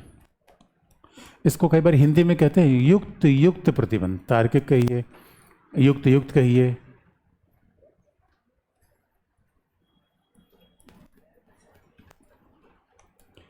रीजनेबल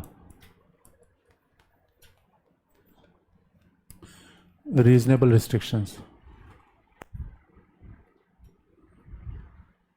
तार्किक प्रतिबंध। पहला पॉइंट,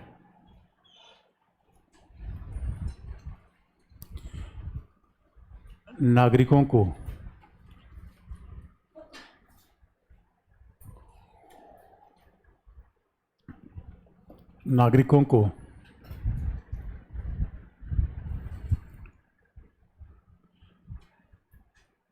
मूल अधिकार संविधान से दिया गया है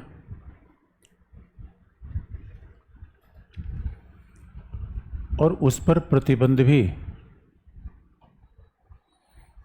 नागरिकों को मूल अधिकार संविधान से दिया गया है और उस पर प्रतिबंध भी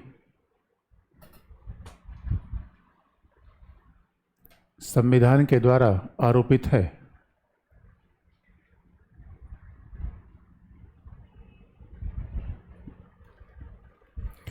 उस पर प्रतिबंध भी संविधान के द्वारा आरोपित है।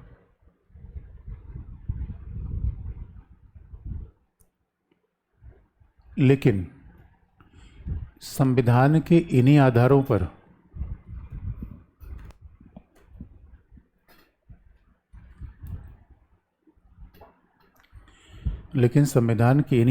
पर संसद और राज्य विधानसभाओं को, या केवल संसद ही लिखिए, संविधान के इन आधारों पर संसद को विधि निर्माण की शक्ति दी गई है।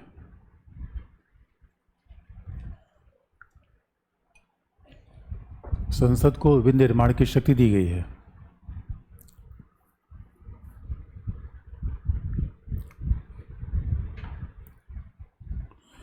परंतु यह संभव है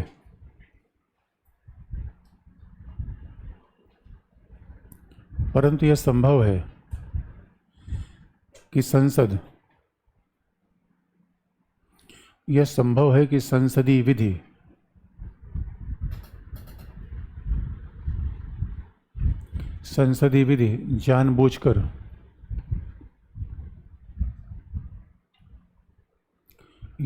संसदीय विधि जानबूझकर अभिव्यक्ति के अधिकारों की कटौती न करे।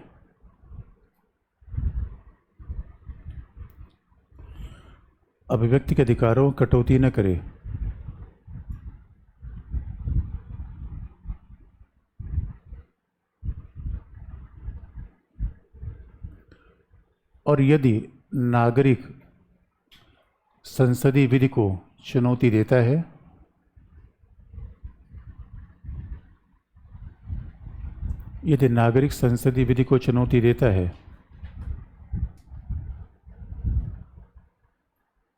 तो उच्चतम न्यायालय या उच्च न्यायालय यह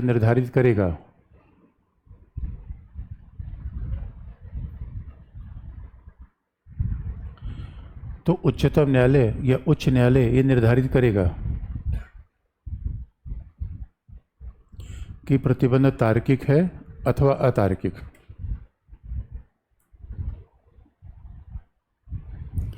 उच्चतम न्यायालय और उच्च न्यायालय यह निर्धारित करेगा कि प्रतिबंध तार्किक है अथवा अतार्किक।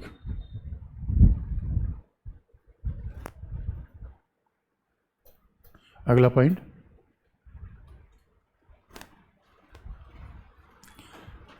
तार्किक प्रतिबंध का कोई निश्चित अर्थ नहीं है।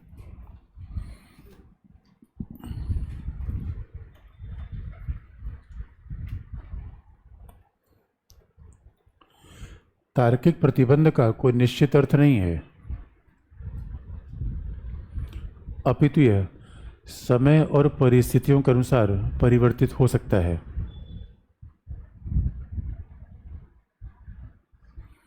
तार्किक प्रतिबंध का आधार निश्चित नहीं है, यानी वस्तुनिष्ठ नहीं है, अपितु यह समय और परिस्थितियों के अनुसार परिवर्तित हो सकता है।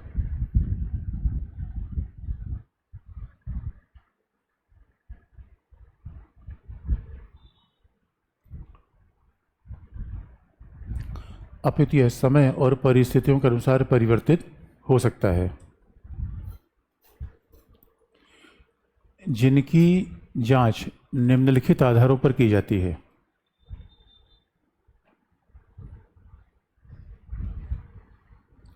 जिनकी जांच निम्नलिखित आधारों पर की जाती है।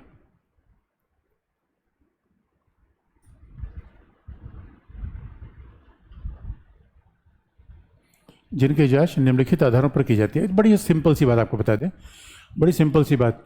वैसे ये सीधा बोलने के अधिकार से नहीं है, आवागमन के अधिकार से है, लेकिन किसी भी आज़ादी पर प्रतिबंध तार्किक है अतार्किक है, वो आपके जीवन सीधा एग्जाम्पल है। अच्छा, आप लोग यहाँ पे किराए पे रहते हो? लड़कियाँ भी हॉस्टल में रहती हैं? तो जिस हॉस्टल में आप रहती हो वहाँ आने जाने कोई समय रिस्ट्रिक्टेड है या नहीं है? कौन से कितना कितना बजे तक लास्ट में आपको आना होता है? कितना? 10 बजे। ये रिस्ट्रिक्शन तार्किक है या अतार्किक? क्या बताओ, हमें अतार्किक लग रहा है। 10 बजे रात, अरे भाई दिल्ली में रह रहे हो तो मान लो कि 12-1 बजे रात मुझे कहीं चाय पीने का मन हुआ, अब पढ़ रहे हो मैं रात भर, और मकान मालिक कह रहा है 10:30 बजे आने के बाद में आना मत। इसका मतलब है, अब देखो तार्किक अतार्किक का मतलब पर्सन टू पर्सन वेरी करेगा, इसका कोई ऑब्जेक्टिव मतलब नहीं होगा। दूसरा, अच्छा आप लोगों के कमरे में किसी का आना जाना प्रतिबंधित है या कोई आ जा सकता है? प्रतिबंधित है, आ जा सकता है? प्रतिबंधित है। तार्किक है अतार्किक है? क्या कमाल की बात है। आपके घर में मम्मी आ जाए, मम्मी आ जाए तो आपको रिस्ट्रिक्शन होगा कि आप उसको लेवा मत जाओ?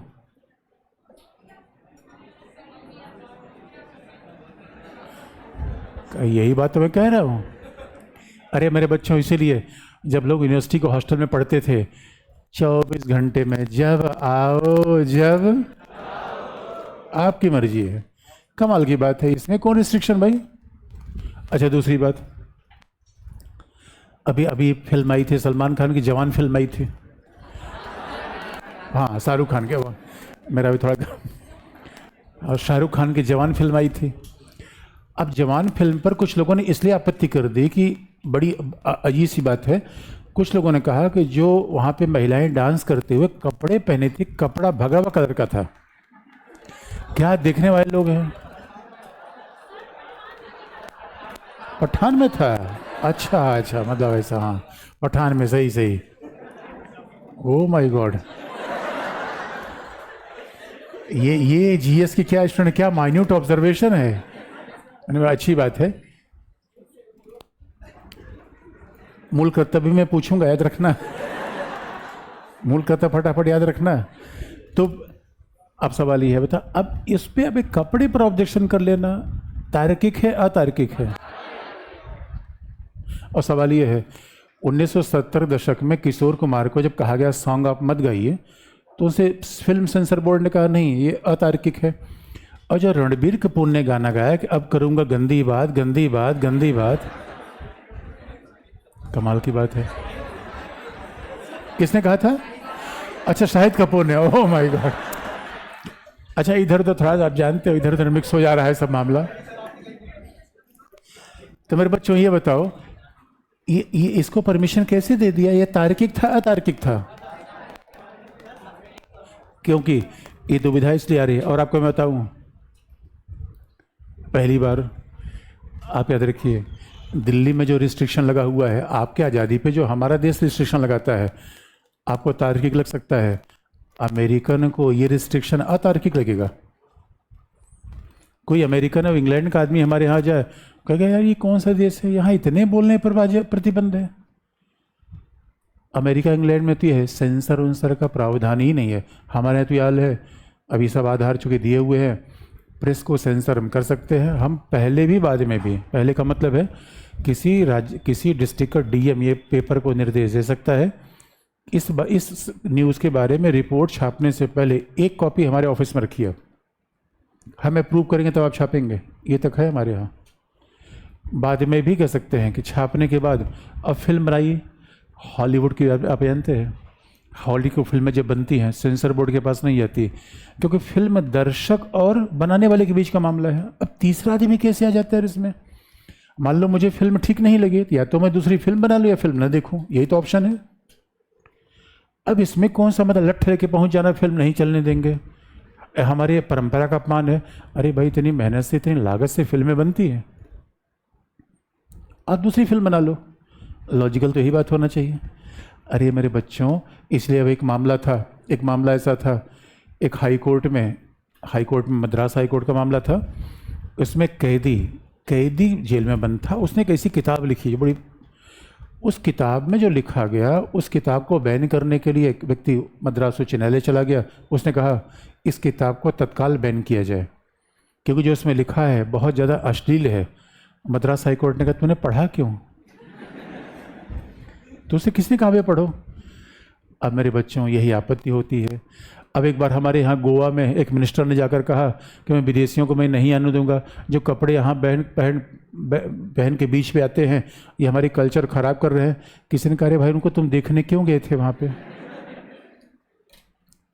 मेरे बच्चों यही झगड़ा है।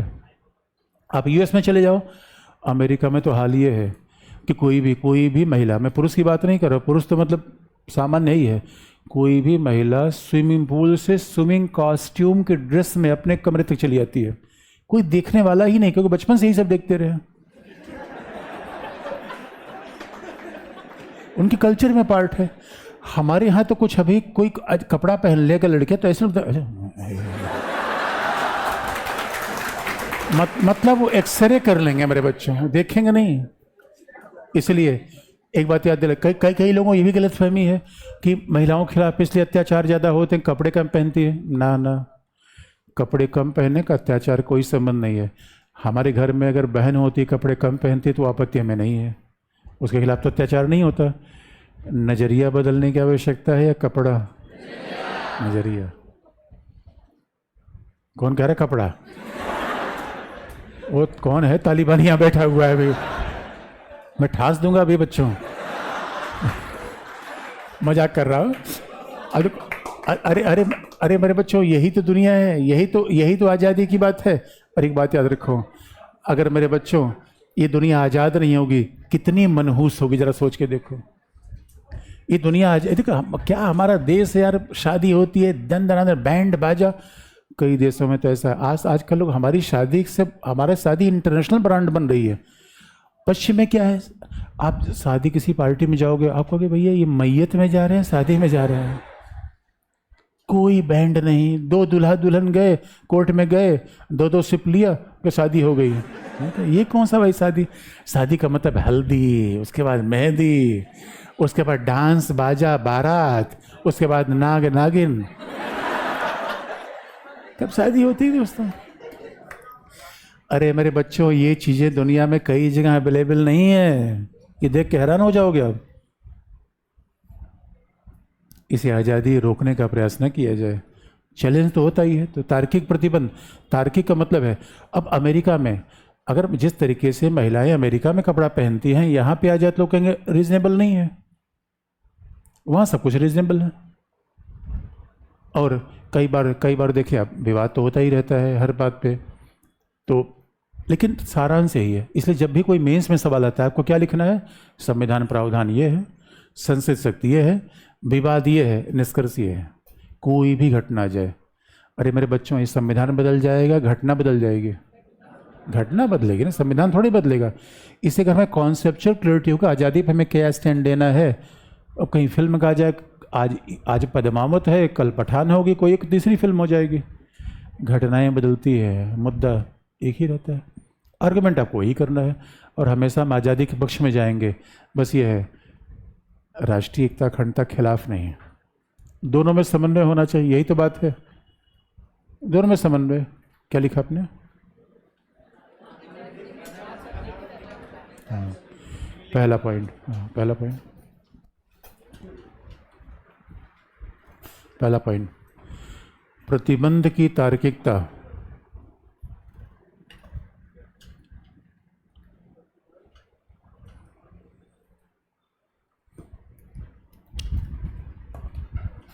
प्रतिबंध की तार्किकता अभिव्यक्ति के माध्यम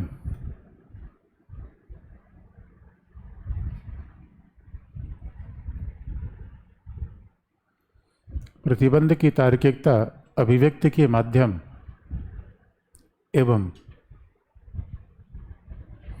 परिस्थिति से भी निर्धारित होती है। अभिव्यक्ति के माध्यम एवं परिस्थिति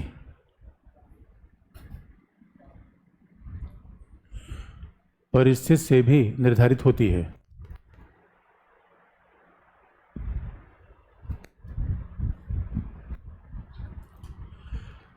फिल्म का निर्माण और किताब लेखन, फिल्म का निर्माण और किताब लेखन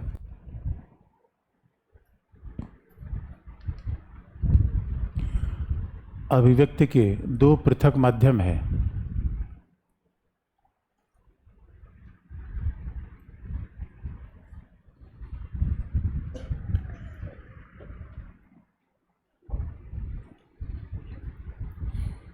फिल्म का निर्माण और किताब लेखन अभिव्यक्ति के दो पृथक माध्यम हैं।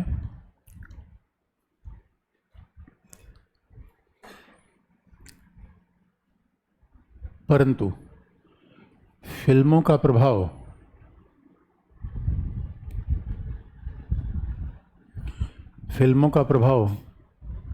जनमानस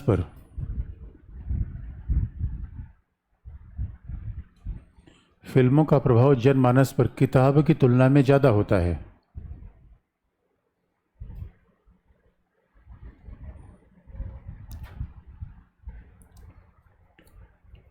फिल्मों का प्रभाव जनमानस पर किताब की तुलना में ज़्यादा होता है। इसलिए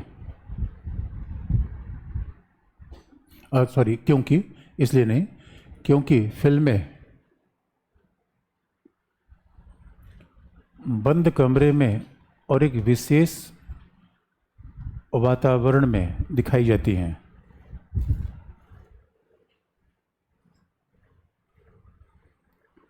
क्योंकि फिल्में बंद कमरे में और एक विशेष वातावरण में दिखाई जाती हैं।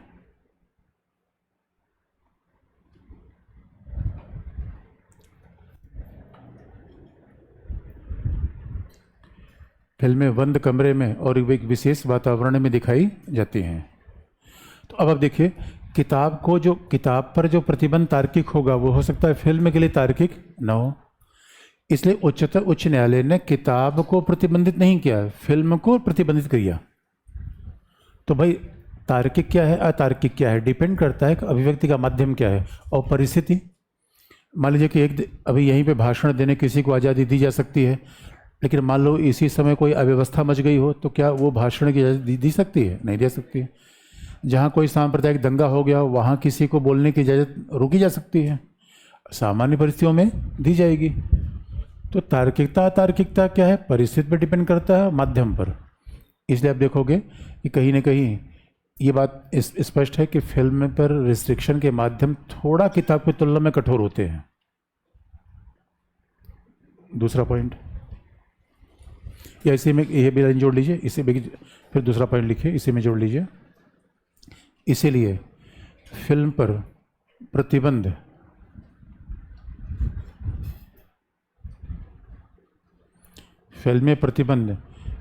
किताब की तुलना में कठोर हो सकता है। फिल्म पर प्रतिबंध किताब की तुलना में कठोर हो सकता है।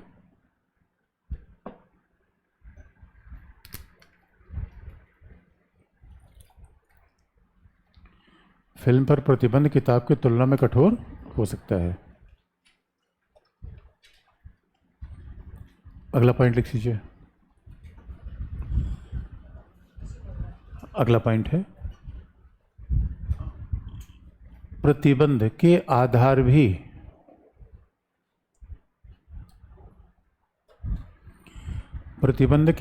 भी तार्किकता को निर्धारित करते हैं।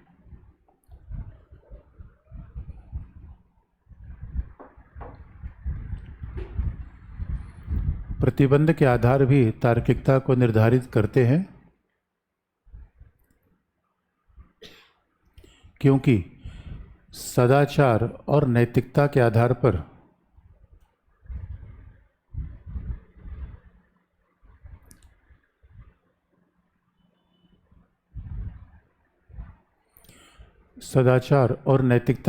पर प्रतिबंध आरोपित करने में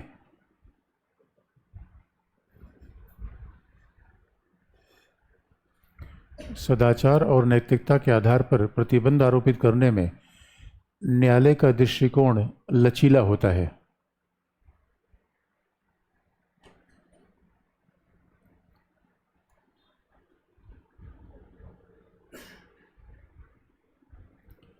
सदाचार और नैतिकता के आधार पर प्रतिबंध आरोपित करने में न्यायालय का दृष्टिकोण लचीला होता है, लेकिन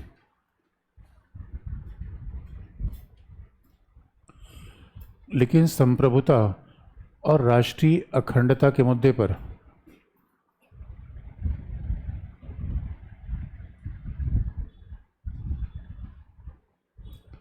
संप्रभुता और राष्ट्रीय अखंडता के मुद्दे पर न्यायालय का दृष्टिकोण ज़्यादा कठोर होता है।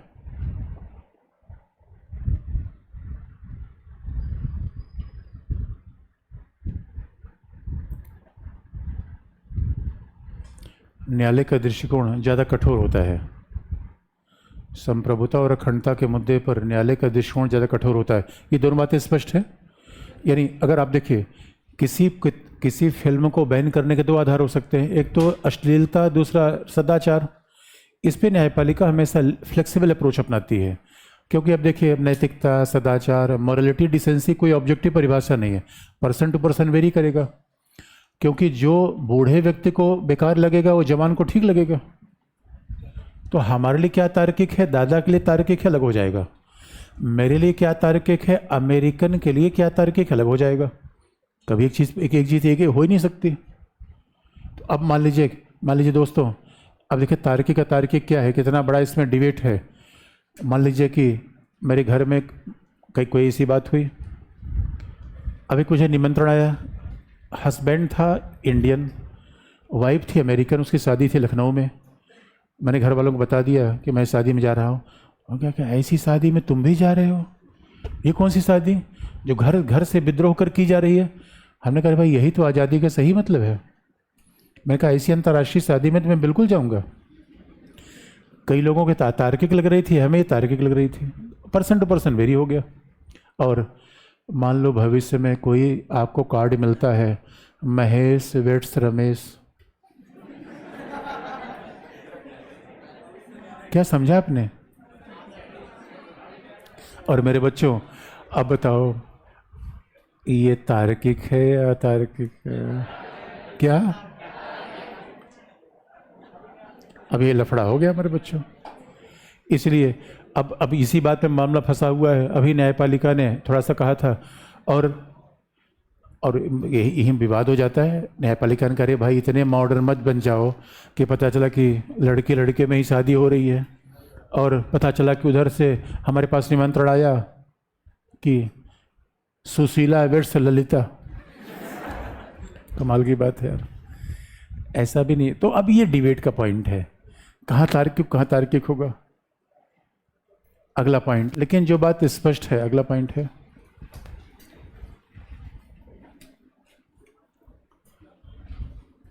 संसद के द्वारा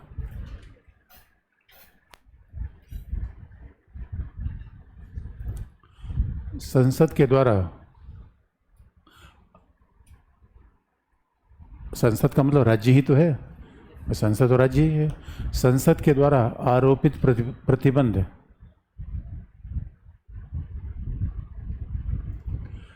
प्रक्रियात्मक रूप में तार्किक होना चाहिए। प्रक्रियात्मक अंडरलाइन, संसद के द्वारा आरोपित प्रतिबंध प्रक्रियात्मक रूप में तार्किक होना चाहिए।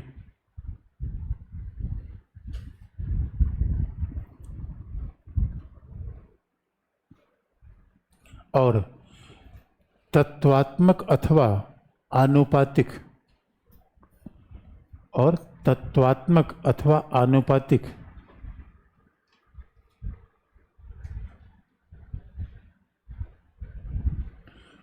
तत्वात्मक अथवा आनुपातिक रूप में भी तार्किक होना चाहिए।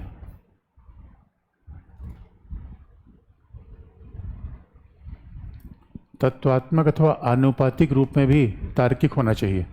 अब इसका सिंपल सा मतलब ये है, मान लीजिए कि अब हमने कोई फिल्म बनाई जवान, फिल्म की लेंथ बनाई हमने 2 घंटे 50 मिनट, सेंसर बोर्ड के पास मैं ले गया, सेंसर बोर्ड ने 2 घंटे 30 मिनट की फिल्म काट दी। तार्किक है अतार्किक है? अतार्किक है। ये मेरे इसलिए अनुपात गड़बड़ है इसमें। अरे भाई डायरेक्टर इतना बेवकूफ़ी वाला काम तो नहीं किया होगा, और आप पूरी फिल्म ही आपने काट दिया। अब मान लीजिए फिल्म है 2 घंटे 50 मिनट की और हमने काटी 10 मिनट के सीन काट दिए अलग अलग तरीके से, तार्किक है अतार्किक? ये तत्वात्मक। तत्वात्मक का मतलब मात्रा, अनुपात। तत्व का मतलब क्या है भाई? कहते हैं कोई तत्व की बात नहीं यार। तत्व का मतलब है मैं आपको गिफ्ट लेकर आऊं। अच्छा, मुहर्रम पे आप लोगों की छुट्टी हो रही है क्या? अच्छा, मुझे पता नहीं। अच्छा, मुझे पता। अब मैं एक एग्जाम्पल लेगा, मान लो कि अच्छा कोई मुहर्रम छोड़ो, रक्षाबंधन पे मैं आपके पास एक गिफ्ट लेकर आऊं, खाली डिब्बा पैक, मिठाई का डिब्बा, उसमें कुछ हो ना हो, मैं दे दूं, लो बहना ले लो। उसमें तत्व है या कुछ तत्व नहीं है? तत्व नहीं है। इसलिए मेरे बच्चों, तार्किकता अतार्किकता इस बात से भी तय होती है क्या वो अनुपातिक रूप में ठीक है कि नहीं है। क्योंकि प्रतिबंध का उद्देश्य क्या है? आज़ादी को नष्ट करना या आज़ादी के मिसयूज को रोकना? तो यही बात न्यायपालिका जांच करती है। इसलिए हर मामले में न्यायपालिका अलग अलग कोई ना कोई मामला लेकर आती है, तो हर केस न्यायपालिका के सामने आता है। इसलिए अंतहीन विवाद है तो चलता ही रहता है हमेशा। दूसरी बात, प्रक्रियात्मक रूप में कैसे ठीक होनी चाहिए। मान लीजिए ये मामला पद्मावत के समय आया था। पद्मावत के समय एक व्यक्ति उच्चतम न्यायालय पहुंच गया, उनका माय लॉर्ड ये फिल्म बैन कर दी जाए। उच्चतम ने कहा भाई प्रॉब्लम क्या है फिल्म को, फिल्म में क्या प्रॉब्लम आपको दिखी? उनका देखने लायक नहीं है, मैं कैसे बताऊं? सुप्रीम कोर्ट है बिना देखे आपको पता चल गया फिल्म में क्या प्रॉब्लम है। और ये बड़ी इंटरेस्टिंग बात है, उच्चतम ने कहा नहीं नहीं ये प्रक्रियात्मक रूप में ठीक नहीं है, पहले फिल्म सेंसर बोर्ड के पास जाएगी, सेंसर बोर्ड ने क्या कहा उसके बाद आप फिल्म देखो, आपको जहां आपत्ति है वो बताओ, उसके बाद हम सुनेंगे मैटर। इस तरीके से बात नहीं बनेगी। इसलिए प्रक्रियात्मक का मतलब है भाई किसी व्यक्ति को, मान लीजिए मुझे आपत्ति है कि जो आपने फिल्म बनाई उसमें अश्लील है, तो आपको अपना पक्ष रखने का अवसर मैं दूंगा या एक तरफा तरीके से फिल्म ही बैन कर दूंगा? ये प्रक्रियात्मक रूप में ठीक नहीं है। देखिए प्रक्रिया का मतलब क्या है, किसी व्यक्ति पे कोई आरोप है तो उसको भी सुना जाए, उसको भी, मान लीजिए कि मैं कह रहा हूँ ये किताब आपने ऐसे लिखी हुई है, तो भाई राइटर को एक बार अवसर तो दिया जाए अपनी बात एक्सप्लेन करे। आप उसके पक्ष को सुनिए, आप उसको बताइए, उसके बाद आप रिस्ट्रिक्शन लगा सकते हैं, मनमानी तरीके से नहीं। प्रक्रिया फॉलो करनी पड़ेगी। हमारे रूल ऑफ लॉ है, व्यक्ति की मर्जी थोड़ी चलती है, व्यक्ति की मर्जी नहीं चलती। इसलिए ये है बैलेंस, हमारे एक बेहतरीन बैलेंस बनाया गया है, न्यायपालिका का काम है। और इसलिए इस देश में देखिए प्रतिबंध तो है लेकिन आज़ादी बहुत ज़्यादा है। आप यकीन मानिए इतने बड़े देश में इतना आज़ादी मिलना, किसी विकासशील देश में, अमेरिका और ब्रिटेन से कंपेयर मत करिए, इतनी बड़ी आज़ादी होना है बहुत बड़ी बात है ये। यही तो परिणाम है कि हमारे फिल्म इंडस्ट्री, हॉलीवुड के बाद अगर दुनिया में कोई फिल्म इंडस्ट्री हावी हो पाई, मुंबई फिल्म इंडस्ट्री है ये। आजकल तो हम पूरी दुनिया में छाने को तैयार हैं, पूरी दुनिया में प्रभाव बढ़ रहा है। लेकिन एक और हेडिंग लिखिए, कहाँ और गड़बड़ी है, तब निष्कर्ष पर आएंगे।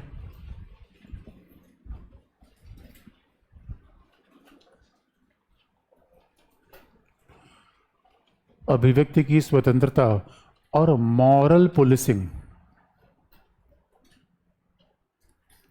नैतिक पहरेदारी।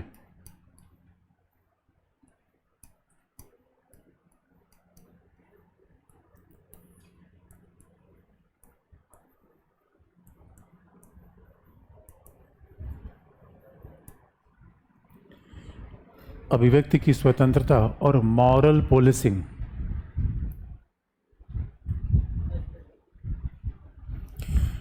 मॉरल पुलिसिंग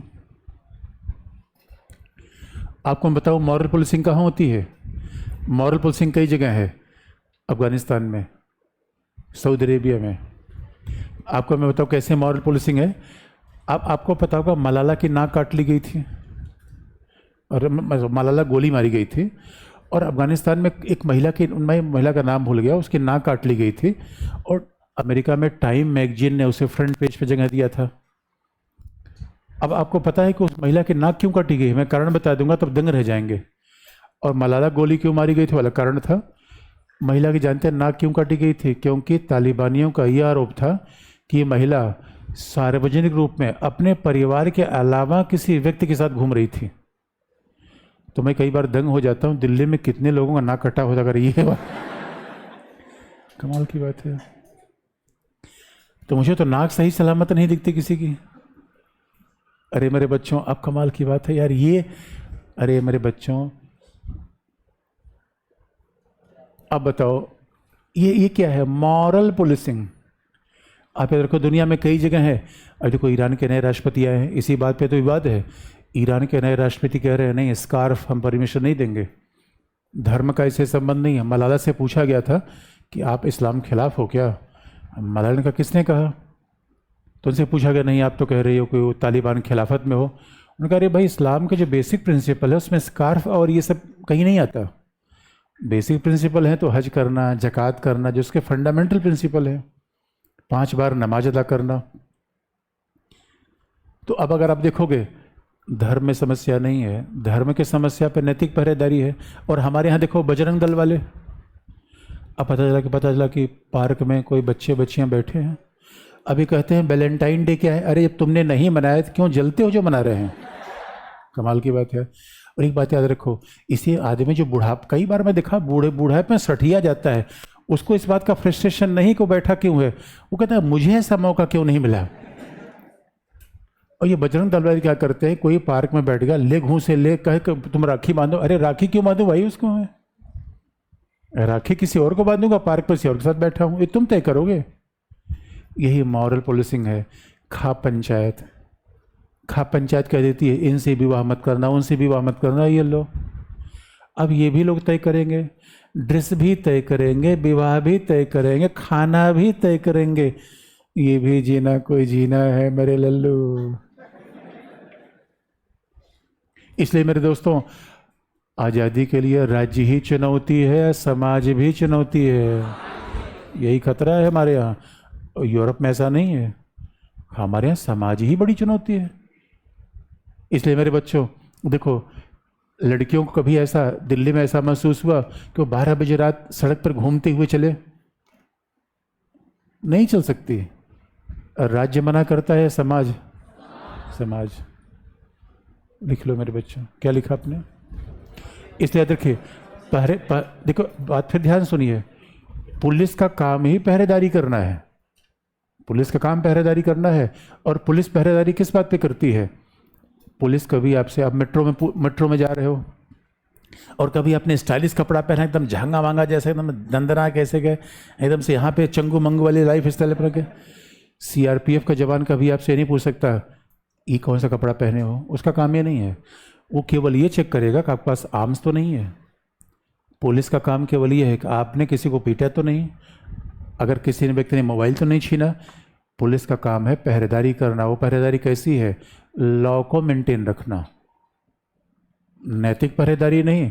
पुलिस वाला कभी आपसे नहीं पूछ सकता कभी आपने ऐसा चेक किया है और आज किसकी शादी में जा रहे हो, इसका पुलिस से मतलब नहीं। किसकी शादी में जाऊं, शादी में न जाऊं, ये उसका मतलब नहीं है। मॉरल पुलिसिंग का मतलब है जो कानून में नहीं है, संविधान में भी नहीं है, उसके बावजूद भी हमारी आज़ादी छीन लेना। यही तो बहुमतवाद है बच्चों। डेमोक्रेसी में इसी बात खतरा होता है। और जहाँ बहुमत लोग होते हैं, सोचते हैं जैसा हम खाएं वैसे सब खाएं, जैसा हम बोलें वैसे सब बोलें। यही तो आज़ादी का हनन है। आज़ादी का मतलब ही होता है अलग तरीके से सोचना। इसलिए मेरे बच्चों, आज़ादी अगर हमने कहीं देखा इंडिया में आज़ादी का प्रयोग करते हुए, फिल्मी दुनिया के लोग एकदम से आज़ादी प्रयोग करते हैं। कोई विवाह कर रहा है 10 साल बड़ी महिला से, दूसरा विवाह किया 10 साल छोटी महिला से, कोई विवाह ही नहीं कर रहा है, कोई 4-4 विवाह कर रहा है, आज़ादी है। कोई बिना विवाह के ही बच्चा पैदा कर रहा है। आज़ादी का ये मतलब होता है। और ऐसे ऐसे कपड़े पहन कर आ रहे हैं, एकदम दंग रह जाओगे। वो फैशन सेट करते हैं। लिख लो, आप कुछ नहीं कर पाओगे। अरे जब मैं ही कुछ नहीं कर पाया तो मेरे बच्चों, मैं आपको उत्साहित कर रहा हूं, कुछ कर नहीं पाओगे। लिख लो बस। क्या लिखा आपने? पहला पॉइंट, अगला पॉइंट, यह संयोग का विषय है। लिख लीजिए पहला पॉइंट, यह संयोग का विषय है।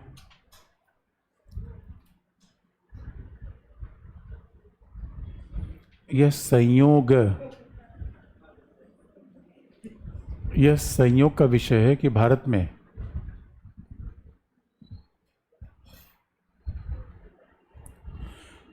में आज़ादी के लिए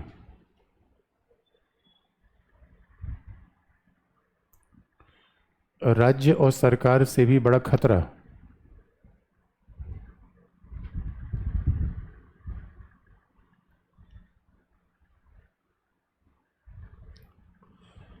आज़ादी के लिए राज्य सरकार से बड़ा खतरा बहुमत समाज पैदा करता है।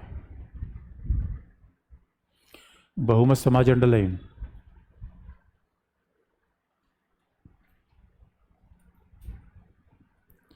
राज्य समाज से बड़ा खतरा बहुमत समाज पैदा करता है, जहां परंपरा,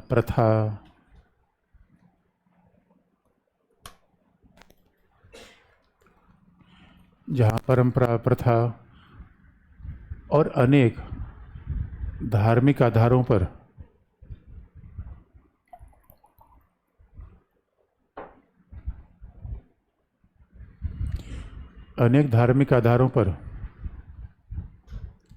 स्वतंत्रता को सीमित किया जाता है,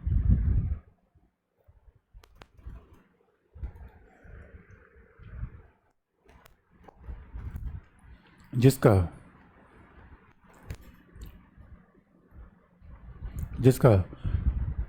संविधान और विधि में कोई आधार नहीं है।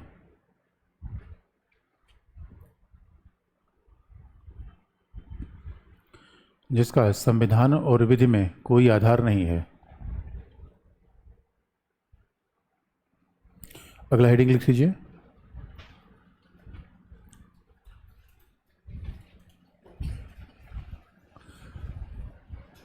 सरकार का विरोध एवं राष्ट्र की एकता अखंडता। अगला हेडिंग है सरकार का विरोध एवं राष्ट्र की एकता अखंडता।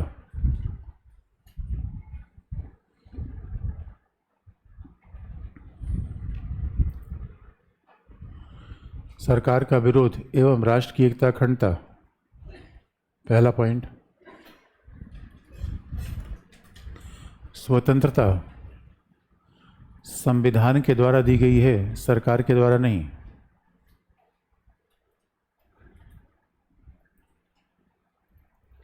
स्वतंत्रता संविधान के द्वारा दी गई है, सरकार के द्वारा नहीं।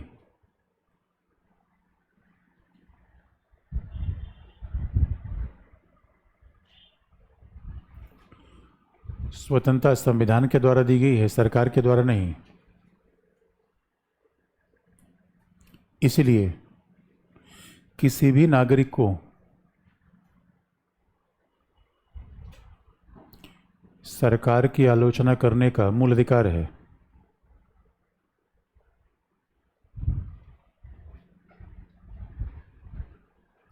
किसी भी नागरिक को सरकार की आलोचना करने का मूल अधिकार है।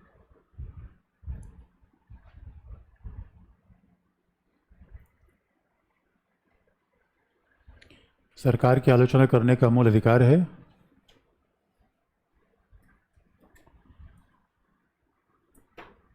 अगला पॉइंट,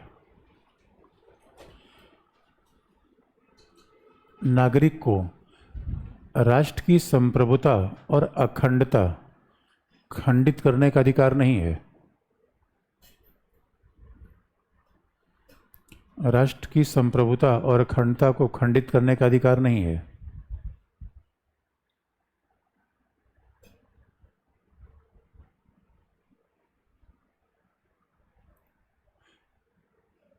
नागरिक को राष्ट्र की संप्रभुता, अखंडता खंडित करने का अधिकार नहीं है,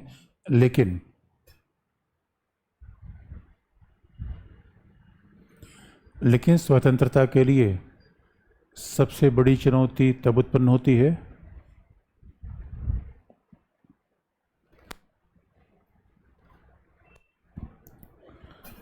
स्वतंत्रता के लिए सबसे बड़ी चुनौती तब उत्पन्न होती है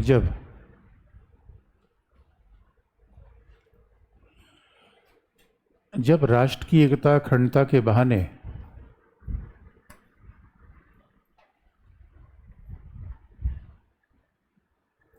जब राष्ट्र की एकता अखंडता के बहाने सरकार के विरोध को दबाने का प्रयास किया जाता है,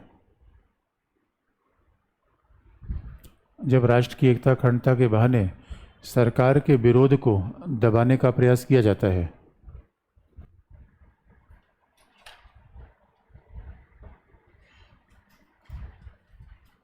सरकार के विरोध को दबाने का प्रयास किया जाता है, अथवा विपक्ष की आवाज के दमन का प्रयास होता है,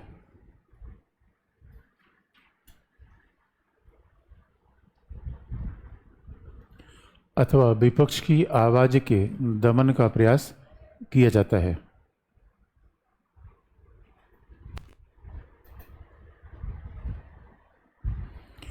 अब आप देखेंगे यही तो समस्या आती है व्यवहारिक रूप में। अब सवाल है, आपने किसी मुख्यमंत्री की आलोचना कर दी तो क्या होगा? अब हमें मुख्यमंत्री की आलोचना करना क्या राष्ट्र की अखंडता के खिलाफ जाना है? नहीं है। लेकिन ये रेखा खींचे कौन? भाई मुख्यमंत्री के पास पावर है, मुख्यमंत्री खूब चमले लेगा। लेकिन लोग उच्चतम न्यायालय जाते हैं, इसलिए उच्चतम न्यायालय है, इसलिए कई बार आप देखते हैं, एक है राष्ट्रद्रोह, दूसरा है राजद्रोह। सरकार के खिलाफ जाना है राजद्रोह है। अब तिरंगा जला देना, अब मान लीजिए कोई दुर्भाग्य से कोई संसद में कूद पड़ा, ये आज़ादी के परमिशन नहीं दे सकता है। कुछ अभी छात्र देख रहे हैं संसद में कूद पड़े, भाई कुछ हमला कर दिया, कुछ भी कर दिया, आज़ादी के नाम पे ये परमिसिबल नहीं है। लेकिन हमेशा हर देश में यही होता है, और कोई वर्तमान सरकार की बात नहीं है, जब भी कोई सत्ता में आता है समस्या यहीं पे आती है। ये कोई पहली बार थोड़ी हो रहा है। लोगों की स्मृतियाँ कमज़ोर होती है। सत्ता का स्वभाव ऐसा है कि जब भी कोई सत्ता में आ जाता है वो विपक्ष को ही रोकता है, अपनी आलोचना को रोकता है। यानी वो कह लेता है सरकार की आलोचना का मतलब है राष्ट्र की आलोचना। भाई राष्ट्र की आलोचना कब होगी? जब हम संविधान जला दें, जब पार्लियामेंट में कूद जाए, जब सेना पे हमला कर दे, तब तो माना जाएगा भाई राष्ट्र पे हमने हमला कर दिया। अब गणतंत्र दिवस कोई कार्यक्रम हो रहा है, उसमें कोई कूद पड़े बीच में, नहीं, तभी राष्ट्र पर हमला है। लेकिन अब सरकार की आलोचना करना, मुख्यमंत्री की आलोचना करना, ये तो हमारा फंडामेंटल राइट है। यही तो हमें फंडामेंटल राइट मिला हुआ है जो सरकार ने दिया नहीं है।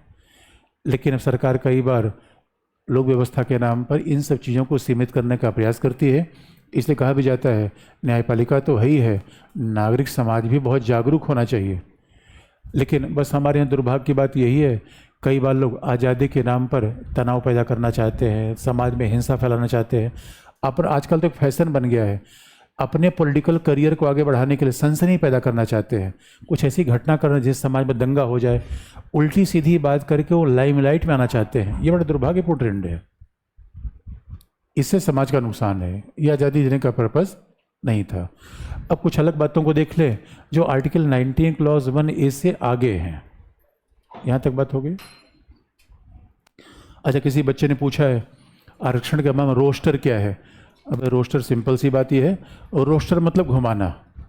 जैसे आप देखते हो यूपीएससी में क्या होता है कि हर साल फ्रेश वैकेंसी आती है, तो हर साल फ्रेश वैकेंसी आती है, सीधे हम रिजर्वेशन 60-40 कर देते हैं। दूसरी बात, लेकिन कई भी अब मान लो विश्वविद्यालय है, कॉलेज है, अब विश्वविद्यालय कॉलेज में एक ही साथ रिटायर्ड थोड़े होंगे लोग, कभी एक रिटायर हुआ, 2 रिटायर हुआ, 3, तो मान लो कि 13 वैकेंसी उसमें है, तो हम रोस्टर बना देते हैं। पहला 4 जनरल को, 5वां ओबीसी को, 6वां एससी को, 7वां एसटी को, यही रोस्टर है। तो जिस क्रम पे वो वैकेंसी खाली होगी उस कम्युनिटी के लिए जाएगी। 13 के बाद फिर से 1 से गिनती शुरू हो जाएगी, यही रोस्टर है। तो अच्छा, यही रोस्ट किसी ने और पूछा है।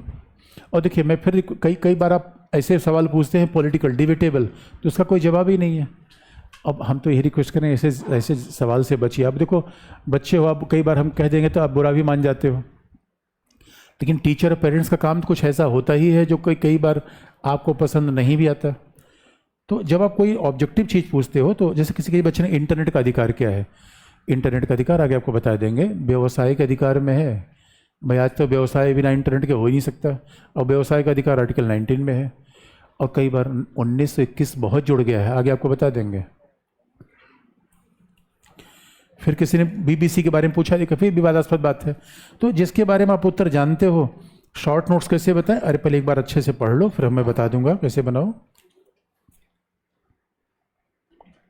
किसी बच्चे ने पूछा good morning, I would like I say that my background is medical, अच्छा that's why I don't have any idea about polity and word please say article also when you said like fundamental. अरे भाई, मैं तो बताते समय मान के चलता हूँ कि आपका कोई बैकग्राउंड ही नहीं है, तो don't worry about background. Basic बात, अगर आपको कहीं प्रॉब्लम आ जाए तो आप पूछ लेना कहाँ आपको प्रॉब्लम है। तो ये मत सोचो अब किसी ने फिर वही EWS में SC ST में कि सब विवाद का विषय है, कि जो आप विवाद का विषय पूछते तो उसका उत्तर बड़ा ही। फिर किसी ने कहा आर्टिकल 15-16 को मूल ढांचे को हटाए बिना, अरे मूल ढांचा आगे बता देंगे मेरे पुत्र, क्यों इतना घबरा रहे हो। फिर किसी ने पूछा कैरी फॉरवर्ड, मैंने बताया रोस्टर बता, कैरी फॉरवर्ड का मतलब आगे ले जाना। कैरी फॉरवर्ड का मतलब क्या है? आगे ले जाना। अब मान लो कि आगे क्या, आप कुछ आगे ले गए कि नहीं ले गए? आगे ले गए कि नहीं ले गए? क्या आगे ले गए? होमवर्क, होमवर्क दिया था आज का, उसको कैरी फॉरवर्ड कर दिया संडे के लिए। तो ऐसे बची हुई सीटों को आगे बढ़ा देना क्या है?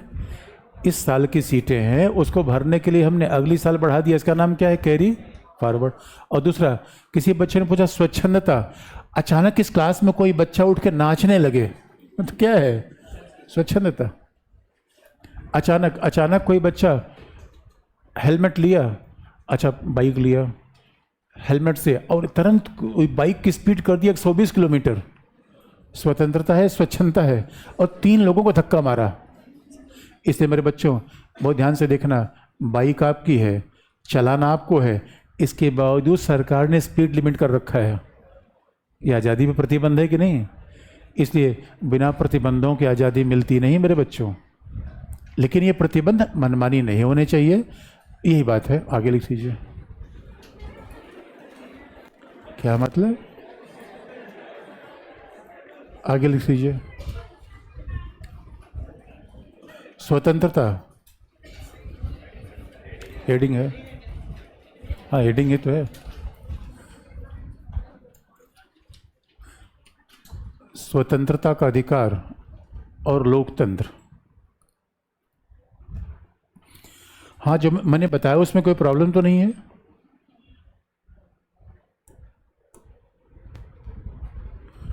स्वतंत्रता का अधिकार और लोकतंत्र, हेडिंग लिख लीजिए।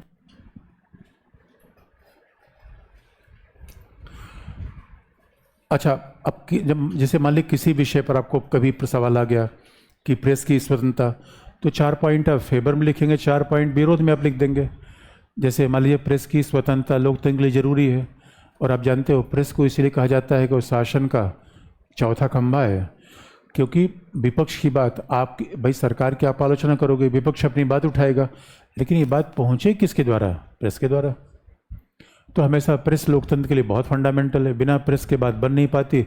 लेकिन दूसरे पक्ष में भी चले जाओगे, आजकल तो प्रेस व्यवसाय भी हो गया है, पॉलिटिकल पार्टी के लोगों ने भी प्रेस चला रखा है, और सनसनी पैदा करने के लिए प्रेस का प्रयोग किया जा रहा है। पूछता है भारत, तो क्यों पूछ रहे हो भाई डेली?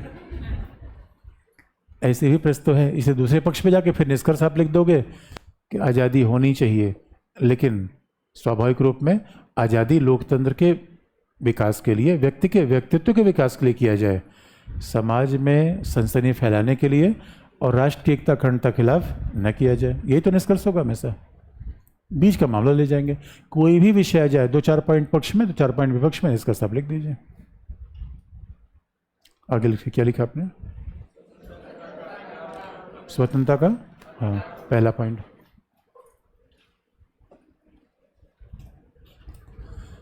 अनुच्छेद 19,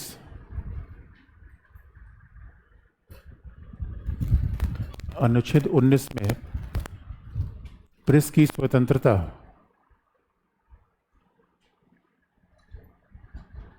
प्रेस की स्वतंत्रता लोकतंत्र का ऑक्सीजन है। प्रेस की स्वतंत्रता लोकतंत्र का ऑक्सीजन है।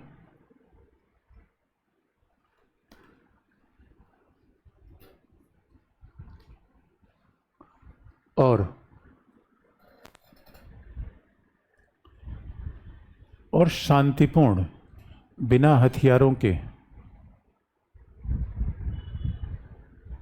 शांतिपूर्ण बिना हथियारों के सम्मेलन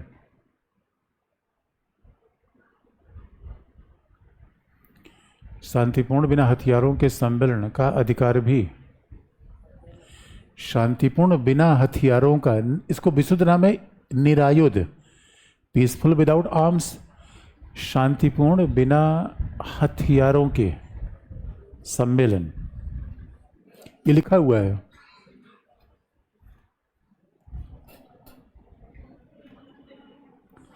सम्मेलन क्या लिखा आपने?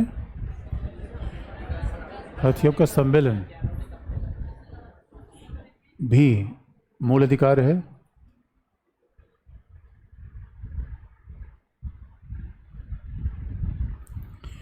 भी मूल अधिकार है जिसके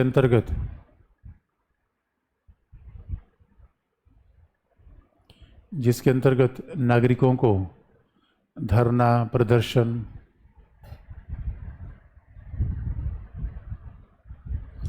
जिसके अंतर्गत नागरिकों को धरना प्रदर्शन में शामिल होने की छूट दी जाती है।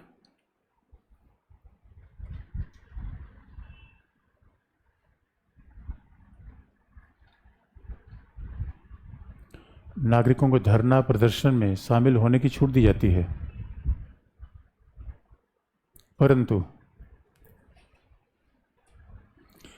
परंतु शाहीन बाग वाद में,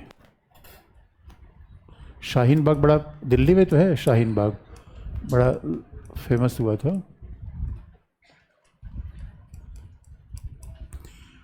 परंतु शाहीन बाग वाद में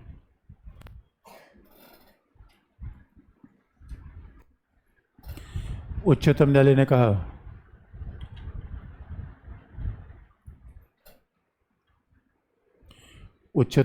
कहा कि यह धरना प्रदर्शन एक निर्धारित स्थान पर होना चाहिए।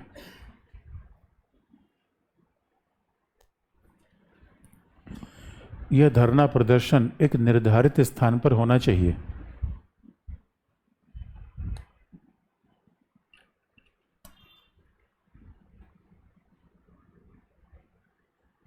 धरना प्रदर्शन निर्धारित स्थान पर होना चाहिए। राजमार्ग को रोकना,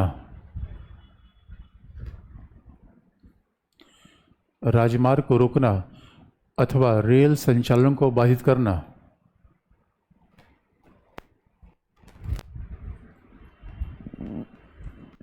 राजमार्ग को रोकना अथवा रेल संचालन को बाधित करना अन्य नागरिकों के अधिकारों में हस्तक्षेप की भांति है।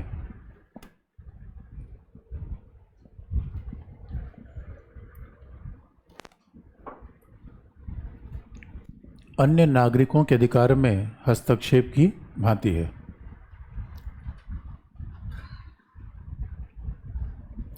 आज के लिए इतना है। कुछ पूछना है आपको इधर आके? आज के लिए इतना है। हाँ बताइए, आइए।